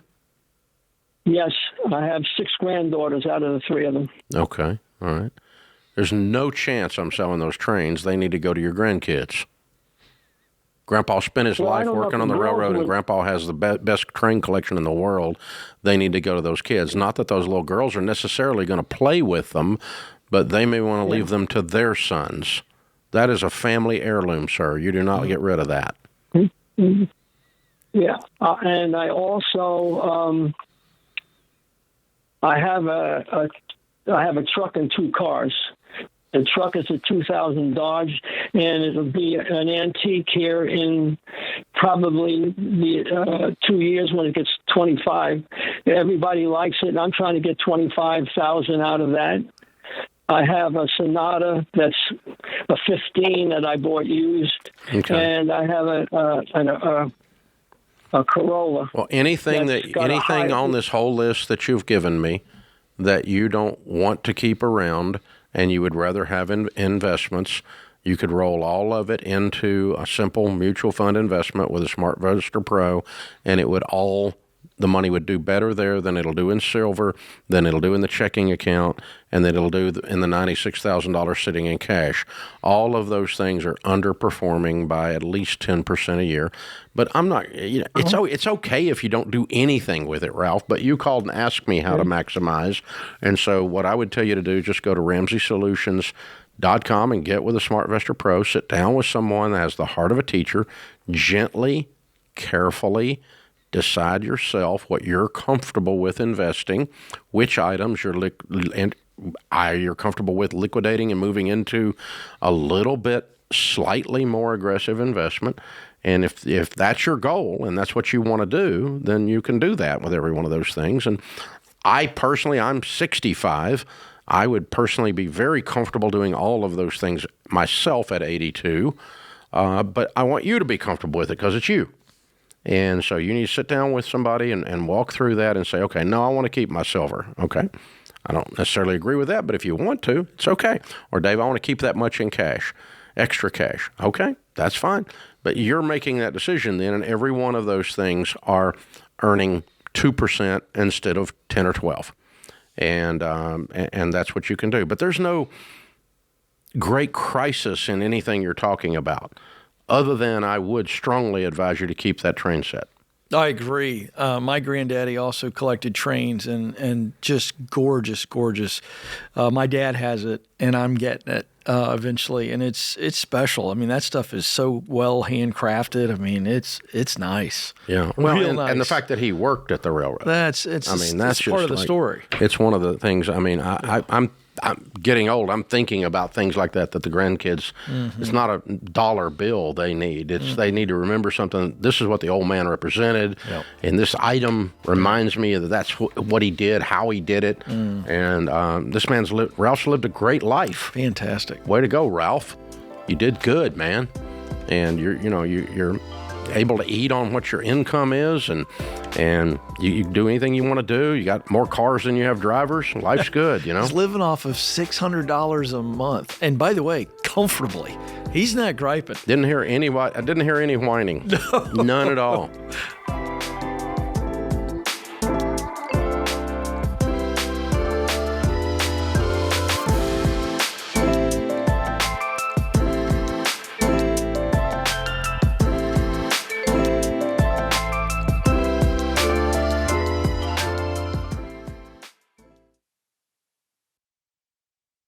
When people hear my story of paying off debt, they say things like, dang, that must have been so hard. I could never do that. And I tell them, sure you can. It's a short-term sacrifice for a long-term gain. But do you know what's really hard? Working your whole life and never having anything to show for it. Never having the long-term gain. Just feeling broke and stressed and maxed all the time. And sadly, that's the hard that most people choose. Listen, you're capable of transforming your situation and living a life of freedom, but you need the right tools to do it, like our EveryDollar budget app. In minutes, it'll build you a step-by-step plan that's tailored to your money situation. And every day, it finds ways you can free up extra money in your budget so you can get rid of your debt and actually build wealth. So make the choice today. Short-term sacrifice, long-term gain. Choose the tool to help you get it done fast. Download the EveryDollar app and start for free today.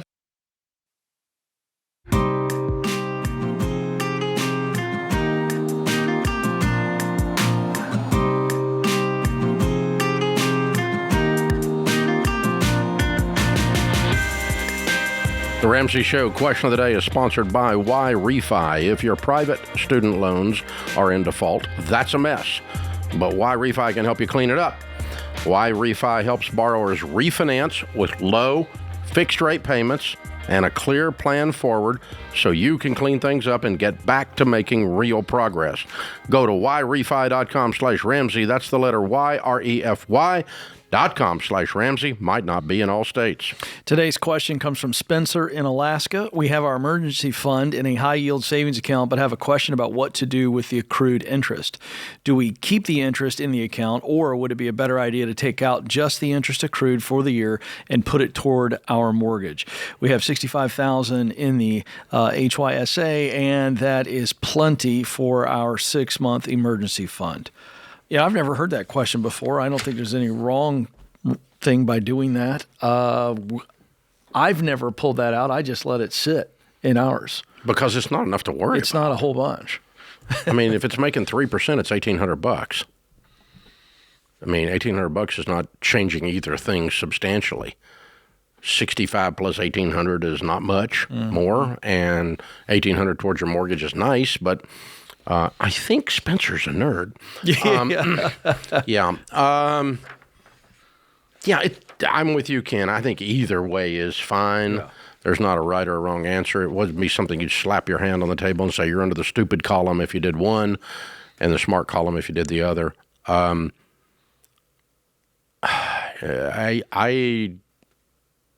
have not touched mine. I'm just trying to think what I've actually done. Yeah. I just never thought about it. It's not enough money, right?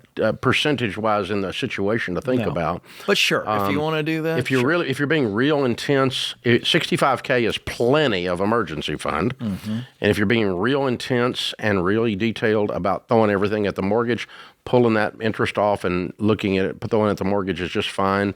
The other thing you could do is actually adjust the 65. Mm-hmm. That may be a little much. 3 to 6 months, you've got a 6-month emergency fund. So that means you need, $10,500 a month to live on for 6 months? That's a lot. Yeah. It's a pretty hefty emergency fund. So, I might back that down to 50. And I don't know why you've got $10,000 a month in expenses. That's a little. And if you're down to only the mortgage, you don't have any debt except the mortgage, and it takes you $10,000 a month to live.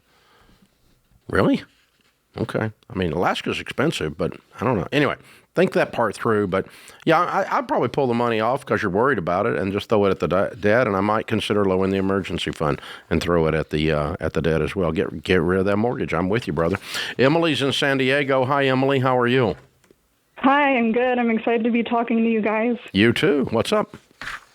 So basically, my question is: would it be wise to consider moving to another state due to the financial reasons? Tell us more. Moving where? For what reason?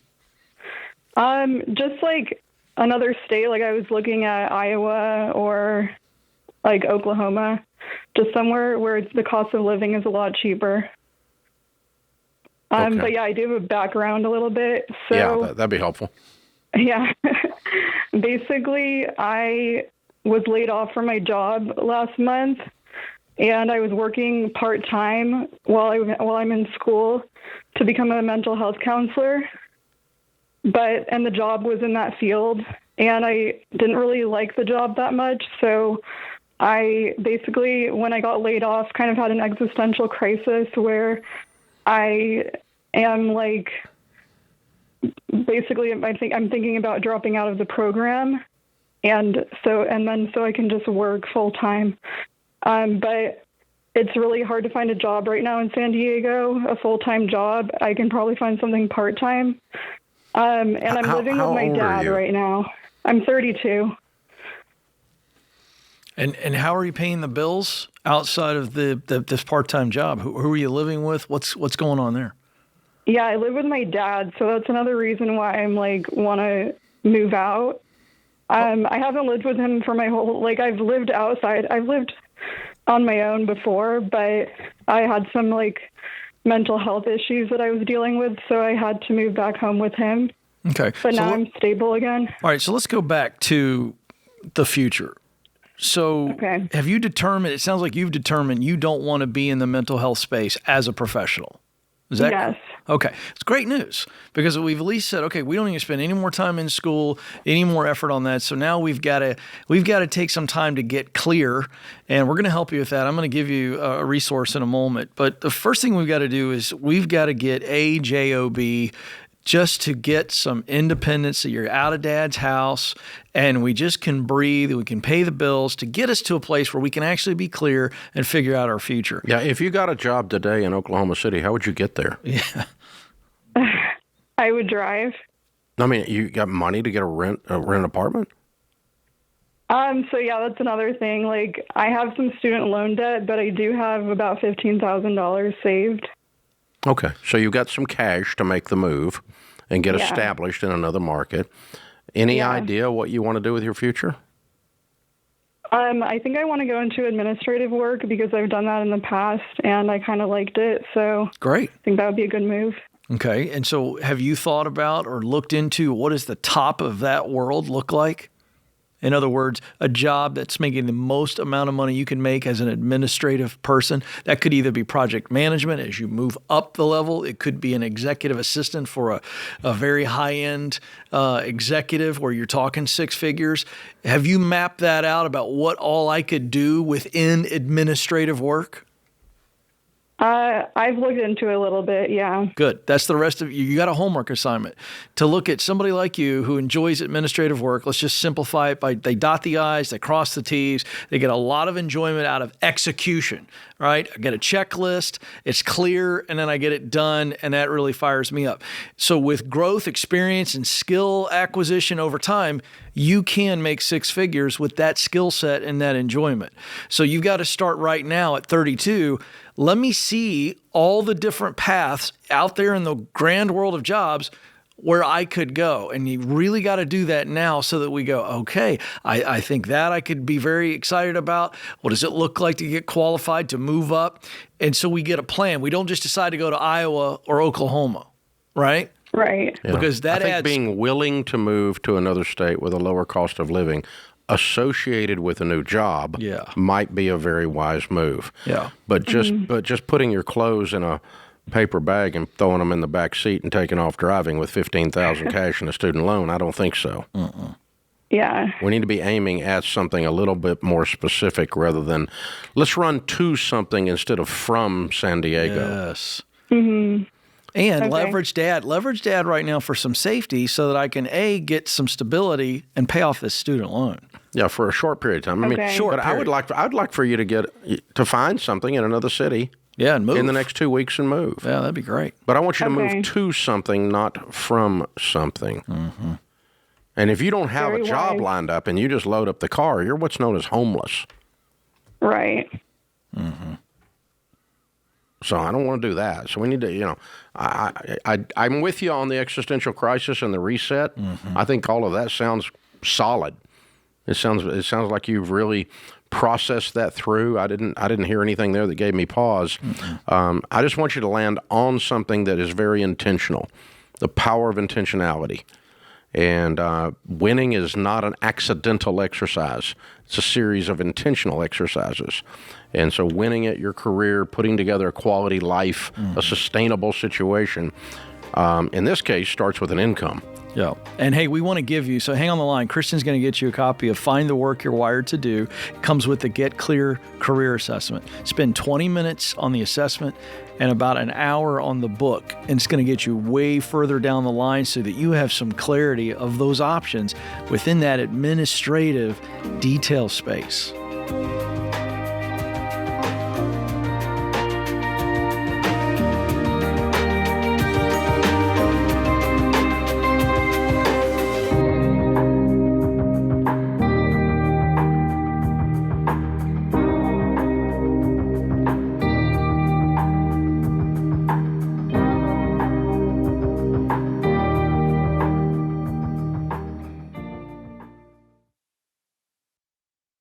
It's that time again, folks. Tax season is here.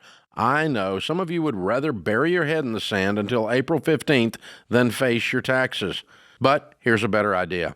If your tax situation is complicated, get in touch with a Ramsey Trusted Tax Pro today. That way they can take the stress off your shoulders once those tax forms come in and teach you how to keep your tax bill as low as possible. But don't wait. Ramsey Trusted Pros can book up fast. Go to RamseySolutions.com/taxpro to find one who serves your area with excellence. That's RamseySolutions.com/taxpro.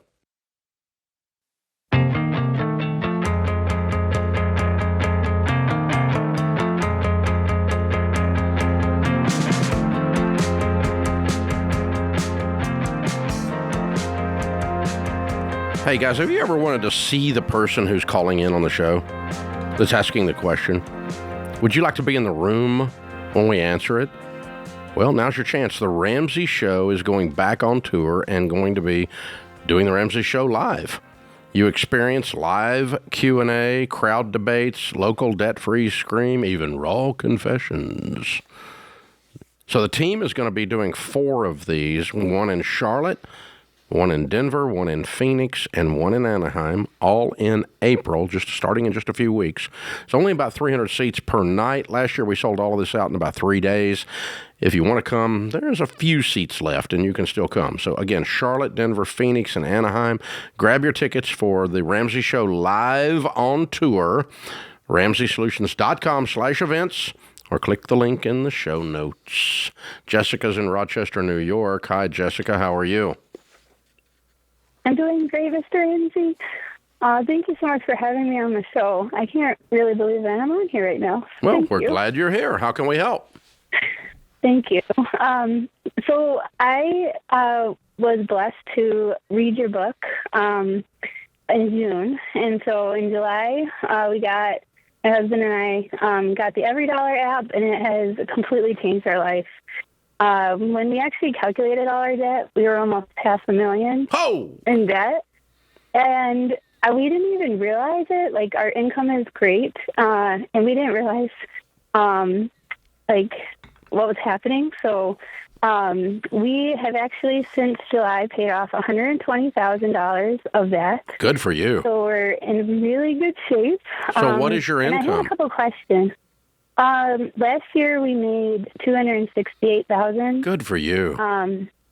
My husband and I both have full-time jobs, and I actually work 2 full-time jobs, and then I pick up hours at the hospital on the weekend. And we've been really Gazelle intense. Yeah. Especially since July. Now, the $500,000, did that include a mortgage, or that was all non-mortgage debt? No, that wasn't our mortgage. We had a home equity loan. So how much was your mortgage? And then cars. Our mortgage right now is $90,000. Okay, and that's in that $500,000. Yes. So that's at baby step 6. Okay, so you got $410,000, of which you've already paid off $150,000. Way to go. Yes, thank you. Yeah, I just had a couple questions about the thing. I know I'm not supposed to, but I wanted to know if I can do a few things out of order. So right now we owe $6,000 in taxes because we didn't account for how much money we were going to make. Mm-hmm. So we already have that in the bank, so we just have to file our taxes for that. We have a home improvement loan that we're going to do next, and then we have 2 car leases that we are just about ready, and then we're going to pay cash for the Ramsey cars. Good. So then once those leases are done, those will be cash. Good. But then we have a $100,000 home equity loan. Mm-hmm. And I know I listened to some of you all have talked about sometimes you can put the home equity in with the mortgage at step 6. Mm-hmm. Our home equity loan, when we did that last year, we actually did it for like a 5-year plan because I want to get the best interest rate, and I wanted it to be done as quickly as possible. So we're already a year into that. So I wasn't sure if I could kind of wait to then be able to save up our savings instead of attacking the $100,000 in home equity. or not? So that's like my first question. So your household income is $268. We always say if the home equity loan is less than half your annual income, it ought to be in baby step 2. So, but your $268 includes working 3 jobs. Yep, I work. Well, I technically have 4 jobs. But, I know, but I'm saying technically your $268 is not your real income. This is a temporary spike because you're working with Gazelle intensity. Yeah. Yeah. Yeah. So, I mean, if we put your income at $200,000, then the home equity loan could roll to baby step 6. And I think that's fairly safe. So it's okay if you roll it to 6. Here's the danger. How old are you? My husband and I are 40. Okay. Does it feel like to you that COVID was yesterday? It feels like it to me. Well, I work in healthcare. I know. Does it feel like emotionally that 5-year period of time was yesterday? That went really fast, didn't it? Yep. That's how fast this stupid home equity loan is going to go, too. And it's going to come up and punch you in the face if you don't get rid of it. Yes. 5 years is a heartbeat. That's my point. Yes. So you got to attack it as soon as you get that emergency fund done and y'all start putting 15% away into your retirement. You guys are going to have to lean on that stinking home equity loan because that 5 years is going to come up and bite you in the butt. Yes. Agreed. And I don't want you to lose your house because of this discussion. We are paying. I'm sorry, what is the question? I don't want you to lose your house because of this discussion. Oh, no, we won't. Well, no. I lost my job and the home equity loan came due and we didn't have it paid off, Dave, so I got foreclosed on. Yeah. Well, I'm grateful that we're actually paying, like, the home equity, our monthly payment will be done in 5 years. All right, that helps. Okay. We're not, like, waiting to pay on that. We're paying that every month as part of our baby step 2. All right, so it's not got a balloon or a call on it then. In 5 years. It's gonna amortize. Yeah. It's not got a balloon or a call. Okay. Yeah. That helps, but you see my point. I don't want this to sneak up on you. If you move it to baby step 6, still be worried about it. Yes. Okay. Yeah. Thank you. Be attentive. Okay, I will. Don't worry. I already told my husband we should just pay it off within another year. I'm okay with that too. Gazelle intends, and just because Gazelle intends to just pay off both and then be completely done is kind of their goal. Yeah. So if we have time, do I have questions about a public loan forgiveness? I wouldn't bother with it. You make a lot of money. You're great at what you do. Just clean up your stinking debt. You've done a great job. Don't sit around wailing on the government to fix your life. The public loan forgiveness is so full of holes, so many problems.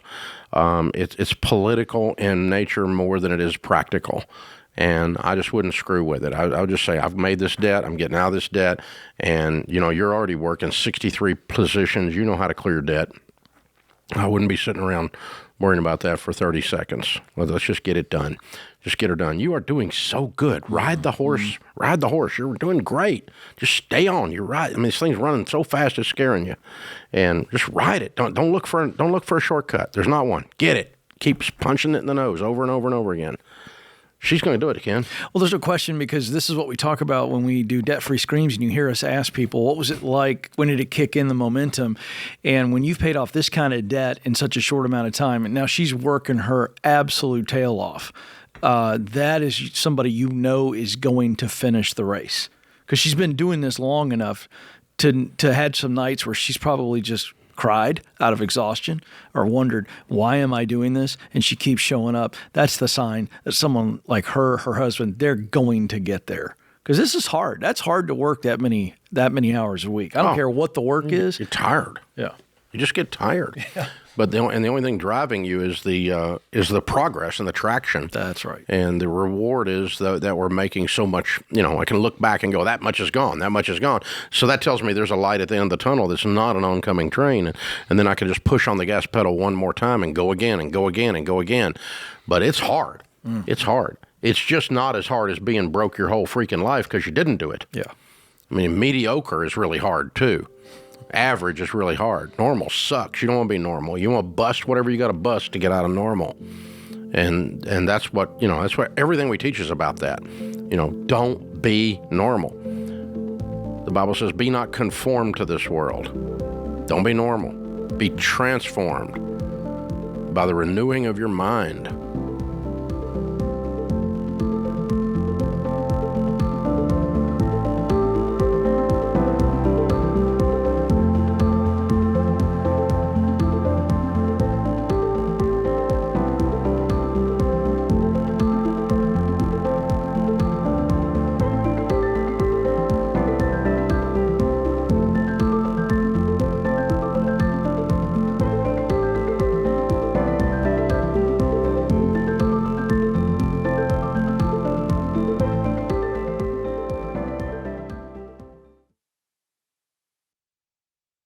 Hey guys, Dave Ramsey here. Every day on this show, we help people work through real money problems and figure out what to do next. Now, you can get that same kind of help anytime with Ask Ramsey.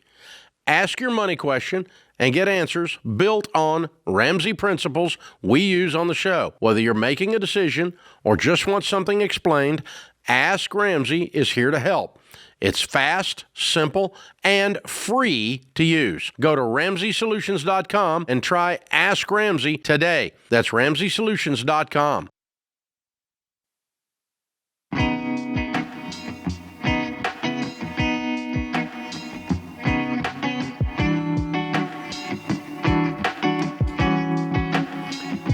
Our scripture today, Matthew 6:20 and 21. Store up for yourselves treasures in heaven, where moths and vermin do not destroy and where thieves do not break in and steal. For where your treasure is, there your heart will be also. Tom Snyder said, misers are no fun to live with, but they make great ancestors. That's pretty funny. That is good. I've not heard that one. Mark is with us in Seattle. Hey, Mark, how are you? Hey, doing well. How about you guys? Better than I deserve. How can we help? Yeah, I'm just wondering if you think, is there a good reason to consider getting term life insurance as a single person, or is it just better to wait until if I'm eventually married? Better to wait. Better to wait. Yeah, the only reason you would need term life insurance is if you're going to leave something that's a burden to someone you love. And so if you're single and you signed a $25,000 car note with your dad, and you died, he'd be stuck with that car note, then you would want to get a little life insurance. Or if you're single and you don't have any money saved and your sister's got to pay for you to be buried, well, you might want to get a little life insurance. But I'm guessing, just listening to you for a second, you probably have enough to bury you. Yeah, and I also have some life insurance through my employer. So yeah, you're fine. I was thinking, yeah, okay. Yeah, I figured since I don't have any real dependents, it may not be necessary at this point in my life. It's not. How old are you, 25? Oh, 36. 36. Okay. Wow. Okay. And yeah, you're exactly right. Yeah, you just need enough to clean up whatever mess you're going to leave behind. And as you know, we don't want to call wife and kids a mess, but that's a mess you'd leave behind, right? And it would be a bigger mess. And so, yeah, you'd need life insurance then. But what you've got through work would your mom or dad or your sister or whoever could take it and clean up your affairs without being a financial burden on them. Mm-hmm. And so you're just fine. And you've probably got a little in a 401k, or you got a little money in a checking account, or say, maybe you got your emergency fund in place. And so you're just fine. Well done. John Paul's in Topeka, Kansas. Hey, John Paul, how are you? I'm doing great. How are you guys doing? Better than I deserve. What's up? Hey, first off, I just wanted to say real quick, and then I'll get straight to my point. Ken and Dave, you guys are both amazing. I've been listening to your podcast for a while now, since I was 16. And then every day for the past couple months. Love listening to you guys. Love all the insights. So first and foremost, thanks for taking my call. Thank you. I have two questions, but Dave just answered one of them, I think, 10 minutes ago on the phone with somebody else. Basically, my wife and I, we just bought a house. This is our first one. And this is also the first debt either of us is ever getting into.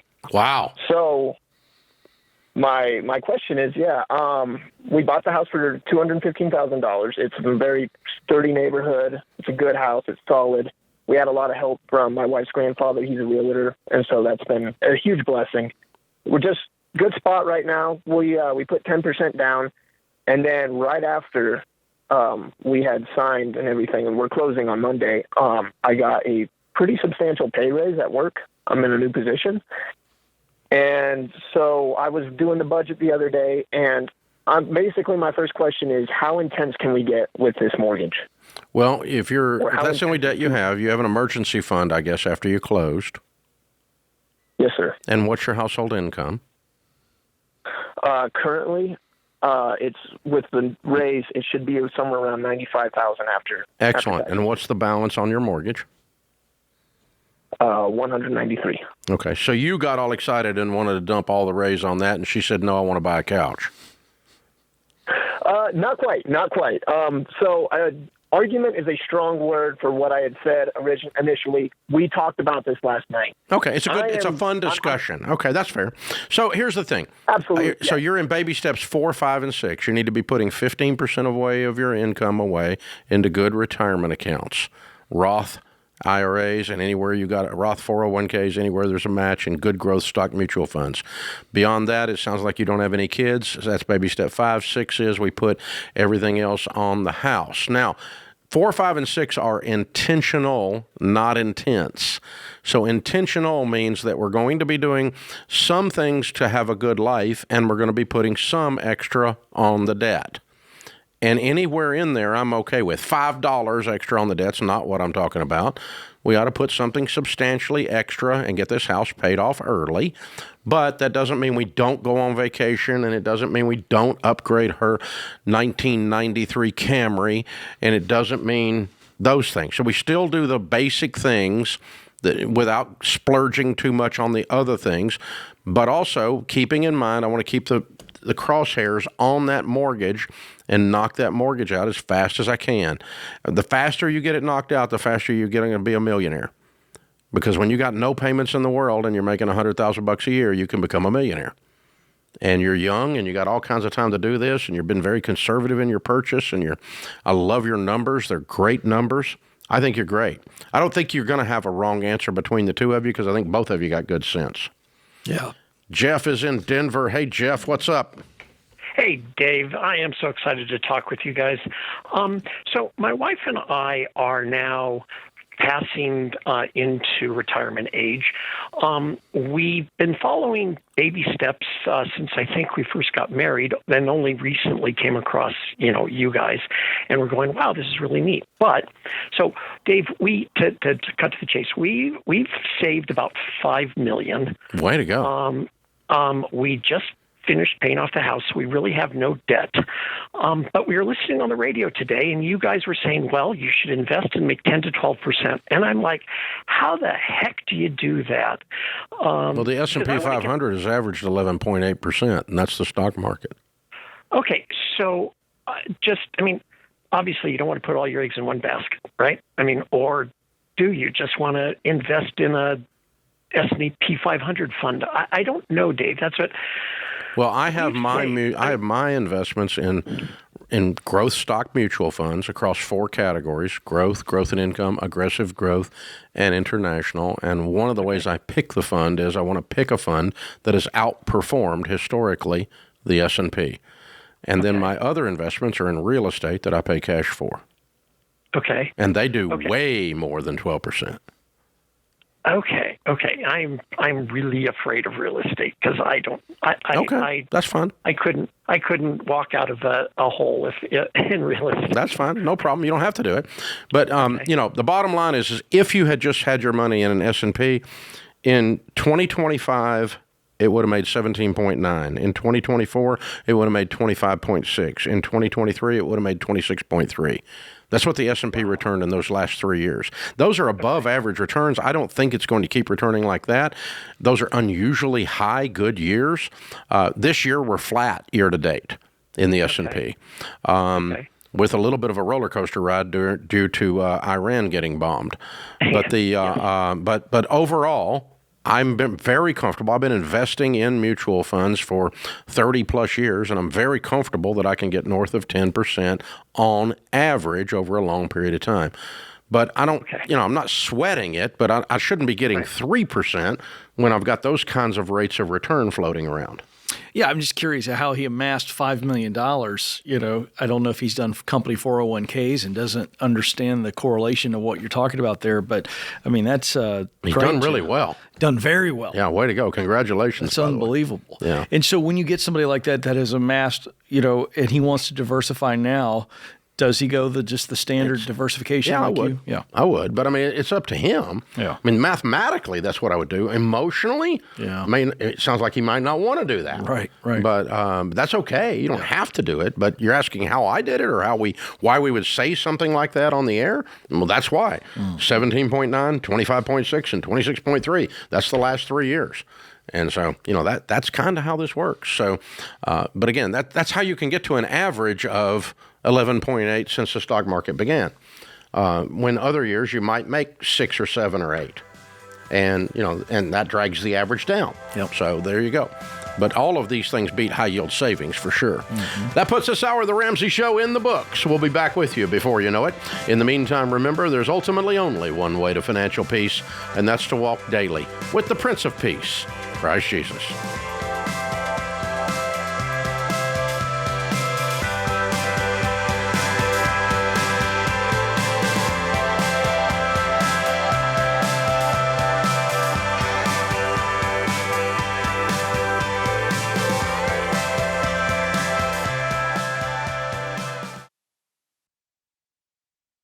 This is The Ramsey Show. The Ramsey Show Live is your chance to actually be part of the show. Ask your burning question live. Finally win that money argument in your house. My mom occasionally asked us to borrow money. That's a no all the way around. I'm a spender. He's a saver. I'm a tightwad at heart. How many tightwads are out there? Thank you for making yourselves known. You do a pre-prenup?